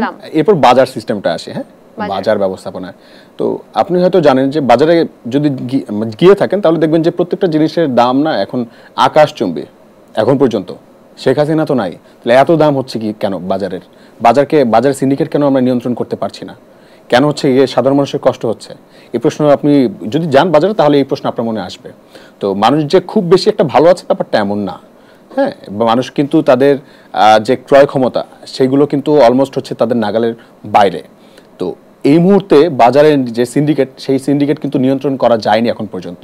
তো এই সিন্ডিকেট কবে নিয়ন্ত্রণ করা যাবে? সিন্ডিকেট কে নিয়ন্ত্রণ করবে? হ্যাঁ, সিন্ডিকেটটা তৈরি করছে কারা? হ্যাঁ, এই প্রশ্নগুলো তো আমাদের তৈরি হয়ে যায়। তো সিন্ডিকেট যারা তৈরি করছে তাদের সাথে যোগাযোগটা কার সাথে? শেখ হাসিনা এই দেশ থেকে কিন্তু হাজার হাজার কোটি টাকা নিয়ে চলে গেছে, যেটা আপনি আমাকে শুরুতেই বলেছিলেন, পত্রিকায় আছে, তো পেপার পত্রিকায় আমরা সবাই দেখি। তো সেই টাকাগুলো কোথায়? শেখ হাসিনার লোক তো হচ্ছে এখন রাস্তায়, তো তাদেরকে দেখা যাচ্ছে না, ছাত্রলীগকে তো দেখি না, আমরা যুবলীগকে দেখি না, আওয়ামী লীগকে দেখি না, তো তারা আসলে কই? তারা তো দেশের বাইরে আছে, তাহলে টাকাগুলো কই? টাকাগুলো দেশের বাইরে আছে অথবা দেশে আছে, জানি না। তাহলে টাকা দিয়ে তারা আসলে করছেটা কি? টাকা দিয়ে তারা সিন্ডিকেট নিয়ন্ত্রণ করছে, টাকা দিয়ে তারা অপপ্রচার চালাচ্ছে। সোশ্যাল মিডিয়া খুলেই দেখবেন, ফেসবুকে, আরে ধুমায় আপনি একটা ভালো কাজ করলে খালি গালি আর গালি, গালি আর গালি। আপনার হয় না এমনটা? অনেক গালি, এই গালিগুলো কারা দিচ্ছে? অনেকদিন ভালো কমেন্টস দেখি না। আচ্ছা, অনেকদিন ভালো কমেন্টস দেখেন না। ভালো কাজ করবেন তো ভালো কমেন্টস দেখবেন না। আমি কি খারাপ কাজ করছি?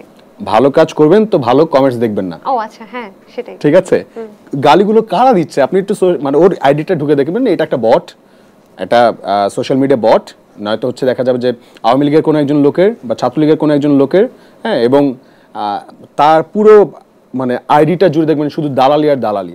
ভালো মানুষ যে হচ্ছে কি আপনাকে কমেন্ট করতে আসছে, ভালো মানুষ বলতেছে আরে দূর, ও তো জানি এরকম করবে, ভালো কাজই করবে, ঠিক আছে, ওর এখন কমেন্ট করে কি আছে, কিন্তু ছাত্রলীগ কিন্তু আপনাকে ছাড়বে না, তারা কিন্তু কমেন্ট করবে না। আমি আপনার উত্তরটা মোটামুটি পেয়েছি, তবে আপনি মানে স্যাটিসফাইং ছিল কিনা, আপনি নিজে দেখেছেন কিনা, আপনি বলেন। আমি যেহেতু এখন হোস্ট, আমি নিজে ও আচ্ছা, আপনি বলবেন নিজের কথা। আমি একেবারে নিউট্রাল, এই একটা এমন একটা চেয়ারে বসে আছি যেখানে আমাকে নিউট্রাল কথা বলতে হবে, নিউট্রাল প্রশ্ন করতে হবে। আপনাকে আমি একটু জানতে চাই, 5ই আগস্টের পর মহিউদ্দিন রনি নাকি অনেক রিচ হয়ে গেছে, তাই? গাড়ি, বাড়ি, টাকা পয়সা, নতুন ঘড়ি, মানে টু মাচ এক্সপেন্সিভ, ইভেন মানে কি নেই আপনার, প্রাডো গাড়ি কি পেয়েছে? প্রাডো গাড়ি, ওয়াও, দারুণ ব্যাপার। আমি আপনার কাছ থেকে জানতেছি, মানে আচ্ছা এইগুলো কোথায় আছে আমাকে একটু কাইন্ডলি বলবেন? আমি তো জানতে চাচ্ছি কোথায় আছে, কোথায় জানতে চাই আসলে, আমারও খুব জানার ইচ্ছা, যেগুলো কোথায় আছে। আমার খুব ইচ্ছা করে যে আমি আমার নিজের বাড়িতে ঘুমাই, আমার খুব ইচ্ছা করে যে আমি নিজের গাড়িতে চলাফেরা করি, আমার খুব ইচ্ছা করে যে আমার ব্যাংকে যে টাকাগুলো আছে আমি দু হাত মেলে উড়াই এবং আমার আহত ভাইদেরকে দিয়ে আসি, যে ভাই এনে টাকা, তোকে 1000 কোটি টাকা দিলাম, তুই তাড়াতাড়ি সুস্থ হয়ে যা। আমার ওই টাকা থাকলে আমি মাস্ট এই কাজটা করতাম। প্লিজ বলেন না এই টাকাগুলো কোথায় আছে? মানে এই যে আপনি ঘড়িও ভাইরাল হয়, আপনি যে ঘড়ি পরেন সেটা আজকেও পরে আছেন, এটা কত কোটি টাকার ঘড়ি জানো? কত কোটি টাকার ঘড়ি জানো? আমি ভুলে গেছি, এটা জানি না। একটা পিস ঘড়ি থেকে কি দাম বেশি নাকি? তাই তো দেখলাম অনেক বেশি দামি। হ্যাঁ, তো আমি আসলে জানি না, তবে আমার বন্ধুর ঘড়ি এটা। এই ঘড়িটা একটা ঘটনা আছে। এই ঘড়িটা আমি এখন পর্যন্ত আমার হাতে খুলি নেই, ঘড়িটা চলছে না, তবে এটা নিয়ে আমার কোনো আফসোস নাই। যখন নষ্ট ঘড়ি পড়ছেন, আচ্ছা যাই হোক, এটা আমি পড়বো, এটা ঘটনাটা শুনতে চাই। ঘটনাটা হচ্ছে আমার কাছে তখন আমার আন্দোলনে জুলাই মাসে আমরা যখন হল থেকে চলে যাই, তার আগে আগে হচ্ছে মানে খুব ধস্তাধস্তি হয় ছাত্রলীগের সাথে। 15 তারিখে ধস্তাধস্তি হওয়ার পরে হচ্ছে আমি পায়ে খুব আঘাত পাই এবং আমার ঘড়িটা নষ্ট হয়ে যায়, ঘড়িটা ভেঙে যায়। তো আমার খুব প্রিয় পছন্দের ঘড়িটা ভেঙে যায়। তো দেন হাতে তো ঘড়ি নাই, তো আসলাম হলে আসার পর আমার বন্ধুকে বললাম, বন্ধু আমি এক জায়গায় যাবো, আমার একটা ঘড়ি দরকার, এখন কোথা থেকে কিনবো? বলতেছে আমার ঘড়িটা তুই নিয়ে যা। ও হচ্ছে এটা ও ইন্ডিয়াতে গিয়েছিল, হ্যাঁ, তো সেইখান থেকে ঘড়িটা খুব শখ করে কিনে নিয়ে আসছিল। তো ঘড়িটা পরে আমি আমার কাজটা শেষ করলাম, তারপর হলে আসলাম। হলে আসার পর আমরা যেদিন হল ছাড়ি, আমরা হলে রাত্রে তো অনেক ঘটনা ঘটেছে, জানেন কিনা জানি না, যে ছাত্রলীগের ক্যান্টনমেন্ট বলা হয় শহীদ সার্জন জহুরুল হক হলকে, ঢাকা বিশ্ববিদ্যালয়ের। তো সেইখানে আমরা ছাত্রলীগের ক্যান্টনমেন্ট থেকে যখন ছাত্রলীগকে বিতাড়িত করা হলো, তো কম বেশি সবাই তখন খুব আতঙ্কের মধ্যে, যে ছাত্রলীগ পিটায় নামাই দিচ্ছে, অবশ্যই তো ওরা ব্যাকফায়ার করবে। তো সবাই যার যার মতো করে হল থেকে চলে যাচ্ছিল। তা আমার বন্ধুরা, আমি একদম বলছি আমার খুব টায়ার্ড লাগতেছে, আমার একটু ঘুম দরকার। আমার বন্ধুরা সেই রাত্রিবেলা একদম তাদের টেবিল, বই সব কিছু দিয়ে তারা দরজায়, আমার কাছে ছবি আছে দেখাবো না, দরজাটা এমনভাবে আটকে রাখছে যদি হচ্ছে কেউ গুলিও করে যাতে হচ্ছে গুলিটা পর্যন্ত আমাদের গায়ে না লাগে। তারাও কষ্ট করে আমাকে পাড়া দিচ্ছে, আমি ঘুমাচ্ছি, এতটাই টায়ার্ড হয়ে গেছি আমি। তো হয়ে যাওয়ার পর ওরা বলতেছে যে আমাদের আসলে হলে থাকাটা সেফ হবে না, কিন্তু আমি অলমোস্ট হচ্ছে বলে রাখছি যে যাই হোক আমি হলে থাকছি, তো তোরা সাবধানে যা। তো ওরা ঘড়িটা হচ্ছে আমার বন্ধু আলিম রাজির কাছে ছিল, তো ও চলে গেল, সুজন চলে গেল, নিরাপদ ডিস্টেন্সে ওরা চলে গেল। তা আমি হলে রইলাম। তো হল থেকে যখন বের হব তখন দেখলাম যে ঘড়িটা আলিম টেবিলে রেখে গেছে। তো মনে হলো যে হয়তো আমার জন্য রেখে গেছে, হ্যাঁ, কারণ ও জানে আমার বন্ধুটা এমনই, আমি আমার বন্ধুদেরকে অনেক ভালোবাসি, যে ওরা আমার বোঝে আমার কখন কোন জিনিসটা দরকার।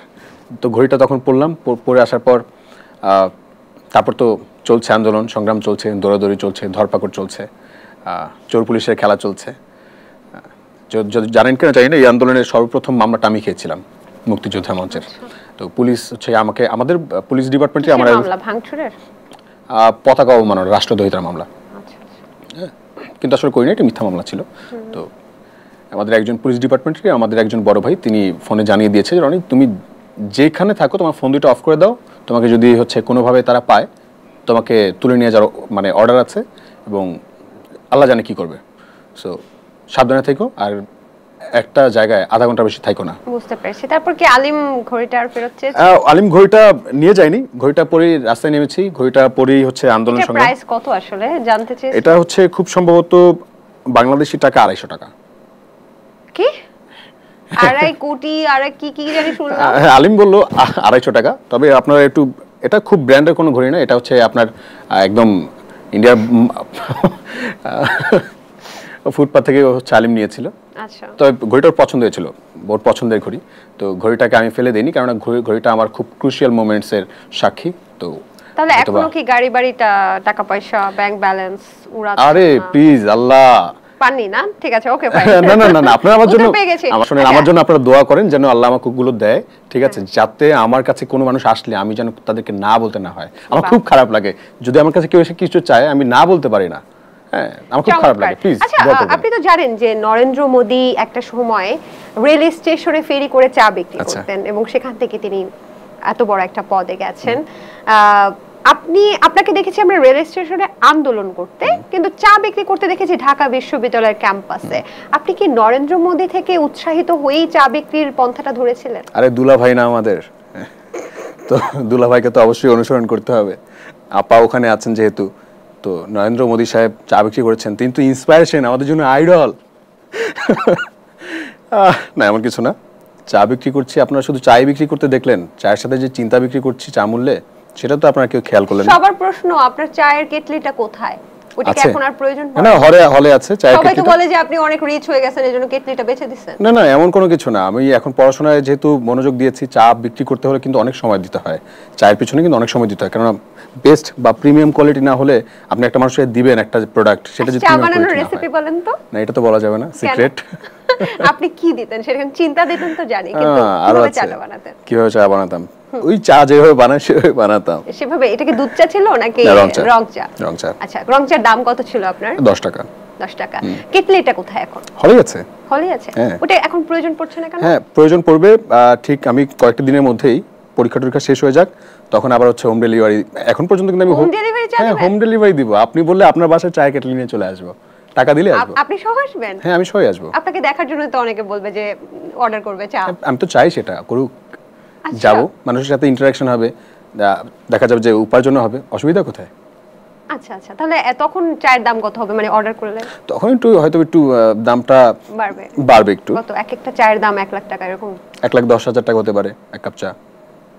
এক কাপ চা? স্বর্ণটা? আরে ভাই, চায়ের সাথে আপনাকে চিন্তা দিচ্ছি, আমি কিন্তু সব জায়গায় চা বিক্রি করবো না, যা চিন্তা দরকার। কি বলেন তো চায়ের সাথে চিন্তা দেওয়াটা?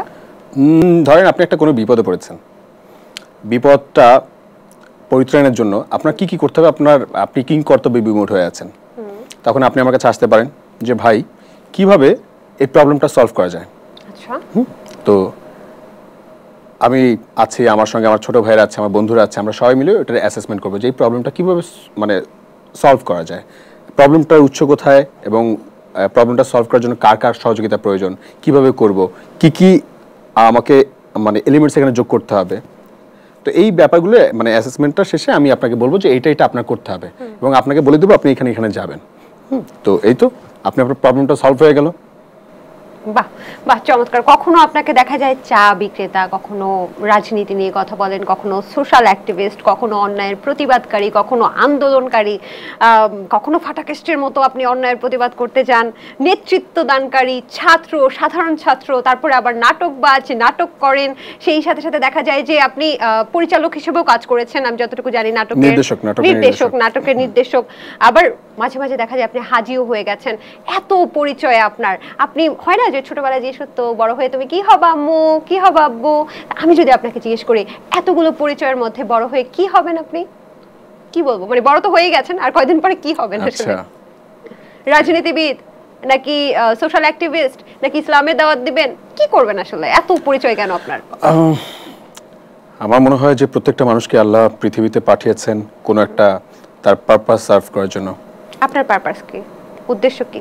উদ্দেশ্য হচ্ছে বিপ্লব ছড়িয়ে দেওয়া সারা পৃথিবীতে, পৃথিবীর যুদ্ধ থামিয়ে দেওয়া। বিপ্লব ছড়ালে কিভাবে যুদ্ধ থামাবো? বিপ্লব ছড়ালে তো যুদ্ধ বাড়বে। কে বলেছে যুদ্ধ বাড়বে? না, কিভাবে কমবে? যে ধরেন যুদ্ধ করছে কারা, যুদ্ধ করছে বা যুদ্ধ করাচ্ছে কারা? যারা অস্ত্রের বিজনেস করে, হ্যাঁ, তারা তাদের অস্ত্র বিক্রি করার জন্য, বেশি সেল করার জন্য তারা কি করবে? অবশ্যই হচ্ছে যুদ্ধ বাঁধাবে। তো যুদ্ধ কারা করবে? যারা জালেম মজলুমদেরকে দমিয়ে রাখার জন্য যুদ্ধ করবে, যুদ্ধ পাতিয়ে রাখবে সবসময়, ওই যে অস্ত্রের ব্যবসায়ীদের মতন।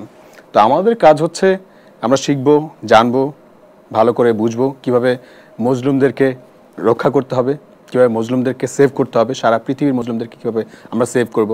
আমি সেই পড়াশোনাই করছি, সেই শেখাটাই শিখছি। এখন একসময় এলাকায় শিখেছি, তারপর জেলায় শিখেছি, তারপর বিশ্ববিদ্যালয়ে এসে শিখেছি, তারপর জাতীয় পর্যায়ে এসে শিখেছি, এখন সারা বিশ্বে ছড়িয়ে যেতে হবে।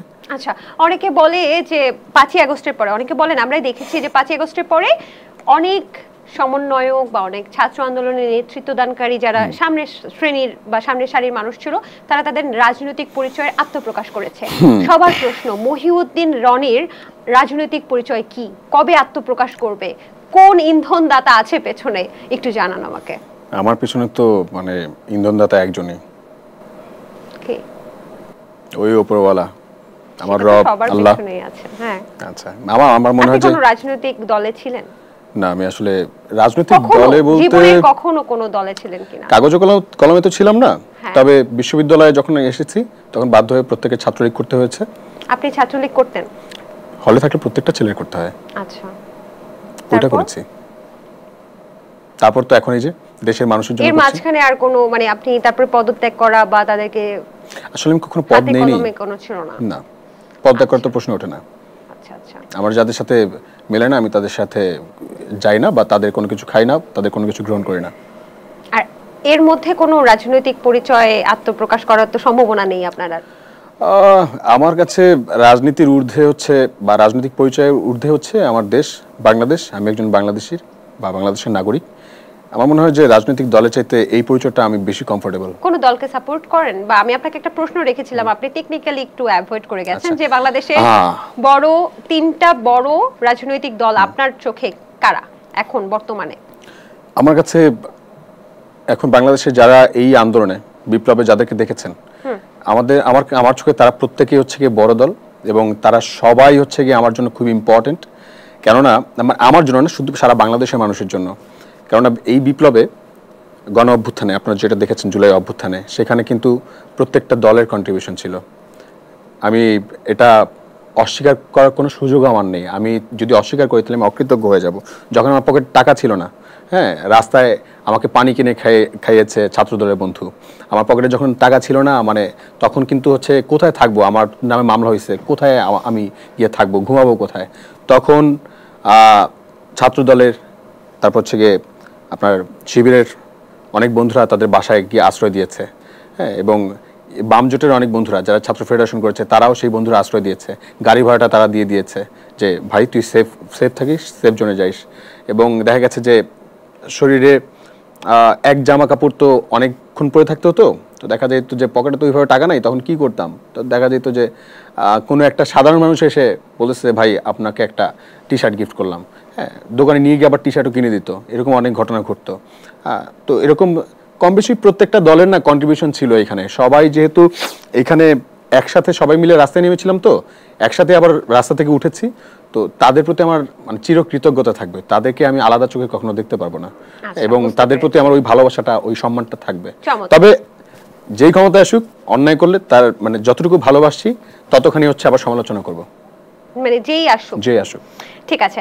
আচ্ছা, আপনি যখন চা বিক্রি করতেন বন্ধুরা এসে বলতো না রনি চা দে? হ্যাঁ বলতো। হ্যাঁ, আমার চার তো কোয়ালিটি আছে বস, চা টেস্টি, হ্যাঁ প্রিমিয়াম কোয়ালিটি। আচ্ছা, চা বিক্রিতে কি কখনো বৈষম্য হয়? চা বিক্রেতা বৈষম্য হয়? জানি না তো। কখনো বৈষম্যর শিকার হননি? না, আমি বৈষম্যের শিকার হইনি।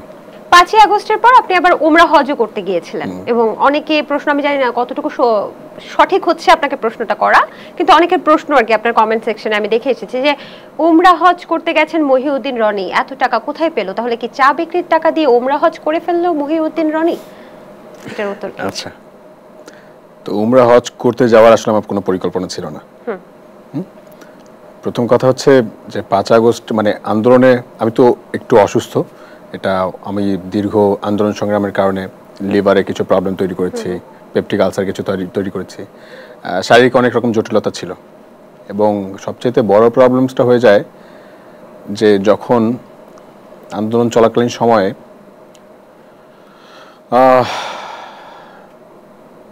অনেক মানুষ আমাদের জন্য এসে রাস্তায় দু হাত বাড়িয়ে দিয়েছে, যে গুলিটা আমার খাওয়ার কথা ছিল, তারা যখন গুলিটা নেয়, অথচ তাদের লাশটা আমি পড়ে থাকতে দেখেছি, কিন্তু আমি জানি না সেই মানুষগুলোর নাম কি, পরিচয় কি, তাদের লাশটা তাদের বাড়িতে পৌঁছাইছে কিনা,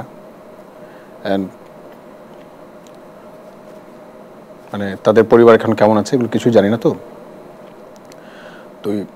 ওই ব্যাপারটা আসলে আমি ওইভাবে নিতে পারি নাই, এবং দেখা গেছে যে আমি একটু ট্রমাটাইজ হয়ে যাই, আমি ঠিকমতো ঘুমাতে পারতাম না, আমার ঘুমালেই আমি আঁতকে উঠতাম ঘুমের মধ্যে।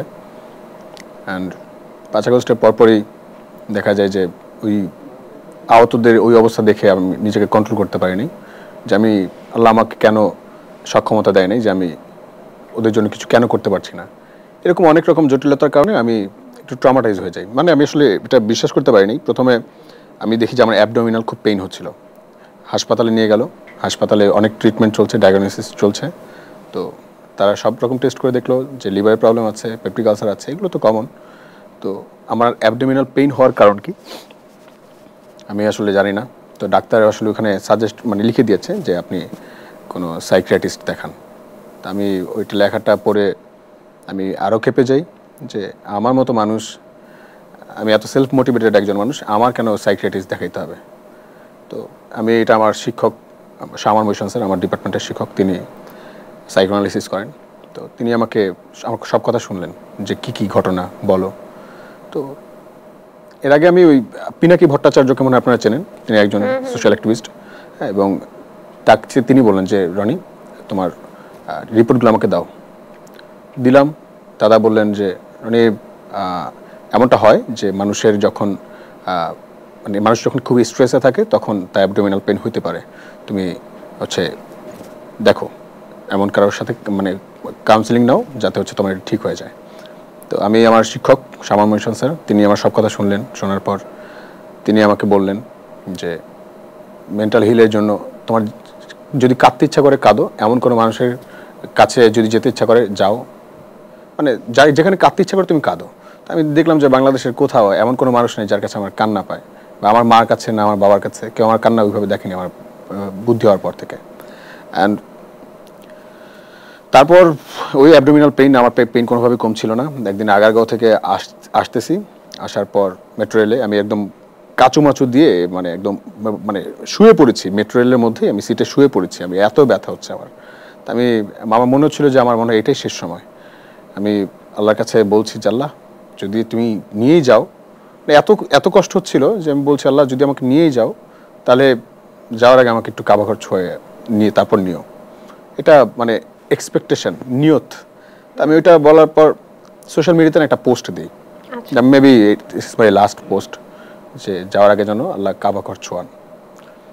তারপর খুব অবাক করার বিষয় যে একদম আমি ওইটা ভেবেছি যে সময়টায় বা নিয়ত করেছি যখন, তার ঠিক 3 ঘন্টার মধ্যে আমার বড় ভাইরা সবাই হচ্ছে ব্যাপারটা নিয়ে খুবই কনসার্ন, এবং তারা সবাই মিলে ফোন দেওয়া শুরু করছে, রনি কী হয়েছে, কী সমস্যা তোমার, কি রোগ হয়েছে তোমার বলো। তারপর বললাম যে ভাই আমি কিছু বলতে পারবো না, আমার আমার ভালো লাগতেছে না। তো তারপর আমার বন্ধুদের কাছ থেকে ভাইরা শুনলেন, শোনার পর তারপর হচ্ছে তারপর বড় ভাইরাই সবাই হচ্ছে সিলেক্ট করলেন, মানে সিদ্ধান্ত নিলেন যে রনি তাহলে সৌদিতে যাচ্ছে, ওর যেমনই অবস্থা হোক না কেন আমরা ওকে। মানে টাকার না না, এই ঘটনা এটার মধ্যে অনেক ব্যাপার আছে, অনেক হিসাব নিকেশ আছে।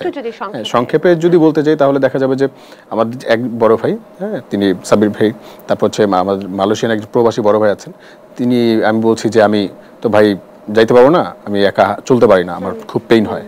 তো বলতেছে তোমার 2জন বন্ধুকে নিয়ে নাও। আমার 2জন বন্ধুর ভিসা তিনি করে দিলেন। তারপর সাবির ভাই, তারপর উনি আমার জন্য আমার প্লেনে টিকিট কেটে দিলেন। এবং দেখা গেছে যে আমি তাদের কাছে আমি কোনোভাবে যাব না, আমি প্রিপেয়ার্ডই না, আমি কেন যাব, উমরা তো হবে না আমার, কারণ এটা তো আমার উপার্জনের টাকা না। তো তারা হচ্ছে বলতেছে যে রনি তোর কাছ থেকে, মানে আমি সারা জীবন চা খাবো তোর কাছ থেকে, হ্যাঁ তুই এই টাকাটা মনে কর ওই চায়ের দাম। হ্যাঁ, তো আমি তো কোনোভাবে মানতে পারতেছি না। তাহলে এমনভাবে উনি আমাকে কনভিন্স করলেন যে আমি যেভাবে হোক তোর কাছ থেকে একটা উপকার নিবই জীবনে। তারপর সাব্বির ভাই বললো যে তুমি এক কাজ করো, আমার ওখানে হোটেল আছে সৌদিতে, তুমি এটা প্রমোশন করে দাও, তাহলে তো হয়ে গেল। হ্যাঁ, কাটাকাটি হয়ে গেল, প্রমোশন। তো এখন বলতেছি যে কি বলিস, এখন আসলে আমরা হতবাক।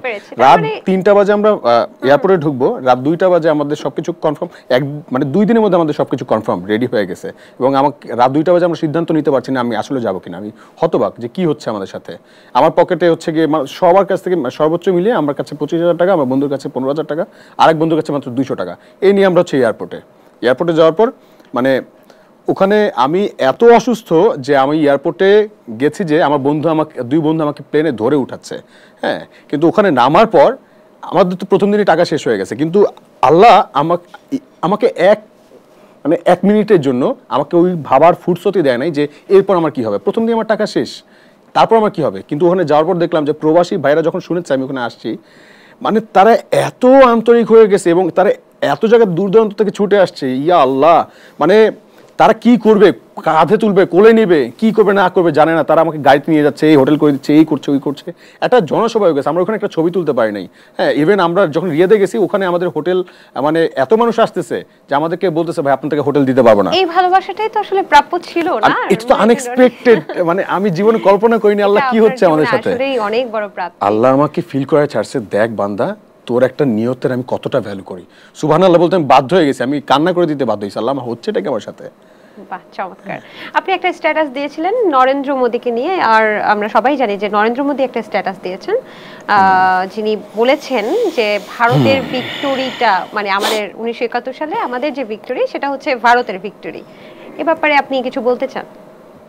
এই ব্যাপারে যেটা বলবো, একেবারে যে যিনি নরেন্দ্র মোদী যেভাবে হচ্ছে দাবি করেছেন যে ওনাদের ভিক্টোরি, এটা বলতে পারেন ওনারা তো এফোর্ট দিয়েছেন। আপনি তো বলছিলেন আপনার দুলাভাই। হ্যাঁ, আমাদের দুলাভাই, ওনাদের কন্ট্রিবিউশন আছে, এফোর্ট দিয়েছেন ওনারা হচ্ছে বাংলাদেশের মানুষের বিপদে পাশে দাঁড়িয়েছেন। এটা অস্বীকার করব না আমরা অবশ্যই কৃতজ্ঞ সেটার জন্য। তবে সম্পূর্ণই হচ্ছে গিয়ে মানে ওনাদের কৃতিত্ব, এবং ওনারাই যুদ্ধ করে হচ্ছে গিয়ে বাংলাদেশকে দান করেছেন, এমন একটা ব্যাপার যে বাংলাদেশের স্বাধীনতা তারা দান করেছেন, এমন একটা ভাইব তিনি তার পোস্টের মধ্যে দিয়েছেন। তো আমি এটা হচ্ছে অপোজ করি। বাংলাদেশের মানে তার যে পোস্ট, তার যে লেখা বা তার যে বিবৃতি, সেই মানে একটা এত বড় একটা দেশের প্রধানমন্ত্রী হয়ে, ঠিক আছে, তিনি যেই মানে স্টেটমেন্টটা দিয়েছেন আমাদের কাছে মনে হচ্ছে বাংলাদেশের 30 লক্ষ শহীদের রক্তের সঙ্গে এটা একটা ঘোর বেইমানি করা হয়েছে। তো সেই জন্য হচ্ছে তাকে নিন্দা জানাই। তার উচিত যে তার যতটুকু কন্ট্রিবিউশন ততটুকু স্বীকার করা বা ততটুকু বলা। আচ্ছা, হ্যাঁ, কিন্তু এটাকে বাংলাদেশের এত মানে 30 লক্ষ শহীদকে কোনোভাবে তিনি ছোট করতে পারেন না, মুক্তিযোদ্ধাদেরকে তিনি ছোট করতে পারেন না। এদেশের এত মা বোনেরা যে তাদের যে এত মানুষের আত্মত্যাগ, এটাকে তিনি কোনোভাবে ছোট করতে পারেন না। আর আমরা তাদের কাছ থেকে মানে ওই যে টেকেন ফর গ্রান্টেড এই যে ব্যাপারটা, এইটা যেন হচ্ছে তিনি এমনটা না ভাবেন। আমাদের জায়গা থেকে অপোজ করা দরকার ছিল, আমরা করেছি। আচ্ছা, আপনি তো সব অন্যায়ের প্রতিবাদ করেন। এই যে আন্দোলন গেল, একটা 24-এর আন্দোলন বলা হয়, সেখানে নারীদের কিন্তু ভূমিকা অনেক বেশি ছিল। হ্যাঁ, অবশ্যই। এবং প্রাইভেট ইউনিভার্সিটি যারা ছিল তারাও কিন্তু একটা গেম চেঞ্জার হিসেবে কাজ করেছে। বিশাল। তাদের কি সঠিক অবদানটা বা সঠিক মর্যাদাটা কি দেয়া হচ্ছে কিনা? এখন নারীরা কোথায় আসলে? আসলে এই ব্যাপারটা যদি আপনি বলেন তাহলে আমি আসলে বলবো যে এখানে আমার জায়গা থেকে আমি আসলে মনে হচ্ছে যে তাদেরকে ওইভাবে সঠিক মূল্যায়নটা কেউই করতে পারেনি। আর মূল্যায়ন করবে কে? দেশটা আমাদের প্রত্যেকের, আমাদের সবার। আমরা প্রত্যেকের মূল্যায়নটা করব। আমরা যদি কাউকে স্ট্যান্ডার্ড ধরে ফেলি যে ও আমাকে মূল্যায়ন করবে, তাহলে আবার একটা স্বৈরাচারকে আমরা জন্ম দিয়ে দিলাম, এমন একটা জায়গা তৈরি হয়ে যাবে। ততএব দেশটা আপনার, আমার, আমাদের প্রত্যেকের। তো নিজেদের মূল্যায়নটা নিজেরাই করি আমরা। জনতা তো জানে কে কতটুকু কন্ট্রিবিউশন রেখেছে। তো আমরা আমাদের সেই সকল ভাই বোনদেরকে আমরা শ্রদ্ধার সাথে স্মরণ করি। আমরা কোথায় ছিলাম ভাই? আমি আপনি হয়তো ফারজানা সিথিকে চেনেন। হ্যাঁ, ফারজানা সিথির সাথে আমি যখন কথা বলছিলাম তখন উনি আমাকে বলেছিল এই প্রশ্নটা যারা আন্দোলনকারীদের নেতৃত্বে ছিলেন, নেতৃত্বস্থানীয় যারা ছিলেন, আপনিও তো অবশ্যই আন্দোলনকারী ছিলেন এবং সবাই আপনাকে চিনেছে সেই সময়টা, তাদেরকে প্রশ্নটা করতে যে নারীরা কোথায়, আসলে নারীদেরকে কেন কোনো পদ দেওয়া হচ্ছে না, নারীরা কেন অবহেলিত, এই প্রশ্নটা আপনাদেরকে করতে বলেছে। তাই আমি প্রশ্নটা রাখছি, আপনি যদি এটার একটা সলিড উত্তর দিতে পারেন। আমি কে এই প্রশ্ন উত্তর দেওয়ার? আপনি একজন ছাত্র, আপনি একজন সোশ্যাল আমি একজন সাধারণ ছাত্র, সাধারণ শিক্ষার্থী। যেমনটা ফারজানা সিথি একজন সাধারণ শিক্ষার্থী হিসেবে আন্দোলনে এসেছিলেন। তার যতটুকু স্টেক, আমার যতটুকু স্টেক, আপনার যতটুকু স্টেক, আমাদের প্রত্যেকের স্টেক সমান। এদেশে আমাদের সবার সমান অংশগ্রহণ, তাই না, আন্দোলনে। তো নারীর অংশগ্রহণটা কোথায়, এইটা আসলে যারা এখন চিফ অ্যাডভাইজার আছেন, ইন্টারিম গভর্নমেন্ট আছেন, এটা আসলে উত্তরটা তারা দিতে পারবে, আমি কিভাবে দেব? আপনার কি মনে হয় তারা কোনোভাবে অবহেলিত? আমার মনে হচ্ছে যে তাদের যে স্টেকটুকু বা তাদেরকে যেভাবে সম্মান করা দরকার ছিল সেটা আসলে ওইভাবে করা হয়নি। আপনি একটা স্ট্যাটাস দিয়েছিলেন, আমি একটু পড়ে শোনাই আপনাকে। এদেশের সিস্টেমে এমন যার কারণে ক্ষমতার নেশাময় স্বাদ গ্রহণ করতে গিয়ে এক সময় মজলুম ও জালেম হয়ে ওঠে হাসনাত সাহেব। এই স্ট্যাটাসের মানে কি? সিস্টেমে কি সমস্যা সেটা তো বললেনই, তার মানে এখানে কি হাসনাত সাহেবকে উদ্দেশ্য করে বলার কারণটা কি? হ্যাঁ, হাসনাত ভাই আমার বড় ভাই। তার সাথে আমার সম্পর্ক আরো অনেক আগ থেকে। তার সেই ঢাকা যে এই আন্দোলনে হাসনাত হয়েছে ব্যাপারটা এমন না। আপনারা যে হাসনাত সাহেবকে চেনেন, আমি সেই হাসনাত সাহেবকে চিনি ঢাকা বিশ্ববিদ্যালয়ের রেজিস্ট্রার বিল্ডিং এর মানে অব্যবস্থাপনা নিয়ে তিনি যখন আন্দোলন করেছিলেন তখন থেকে। তো তার সাথে আমার একটা বিশাল জার্নি আছে, তার প্রতি আমার অধিকার আছে। তাকে আমি ভালো মন্দ বা ভুল ঠিক এই বিষয় নিয়ে আমি তার সঙ্গে আলোচনা করতে পারি, আলাপ করতে পারি। তো ভাই আমার কাছে তার একটা পোস্ট, তিনি সোশ্যাল মিডিয়াতে একটা পোস্ট দিয়েছিলেন যে মজলুমরাই যেন জালেম না হয়ে যায়, এমন কোনো কিছু একটা। তো তার পরিপ্রেক্ষিতে আমার এই পোস্টটা দেওয়া যে সিস্টেমটা এমন। আচ্ছা, আমাদের মনে হয় সিস্টেমটা চেঞ্জ করা দরকার। আমরা একদমই শেষ মুহূর্তে আপনাকে একটা প্রশ্ন আমার খুব করতে ইচ্ছে করছে। রাজপথে মৃত্যু আপনি প্রত্যাশা করছেন, মরার জন্য এত মরিয়া হয়ে উঠেছেন কেন? এটা আসলে একটা আক্ষেপের জায়গা। আমরা তো রাজপথে নেমেছিলাম শহীদ হওয়ার জন্য।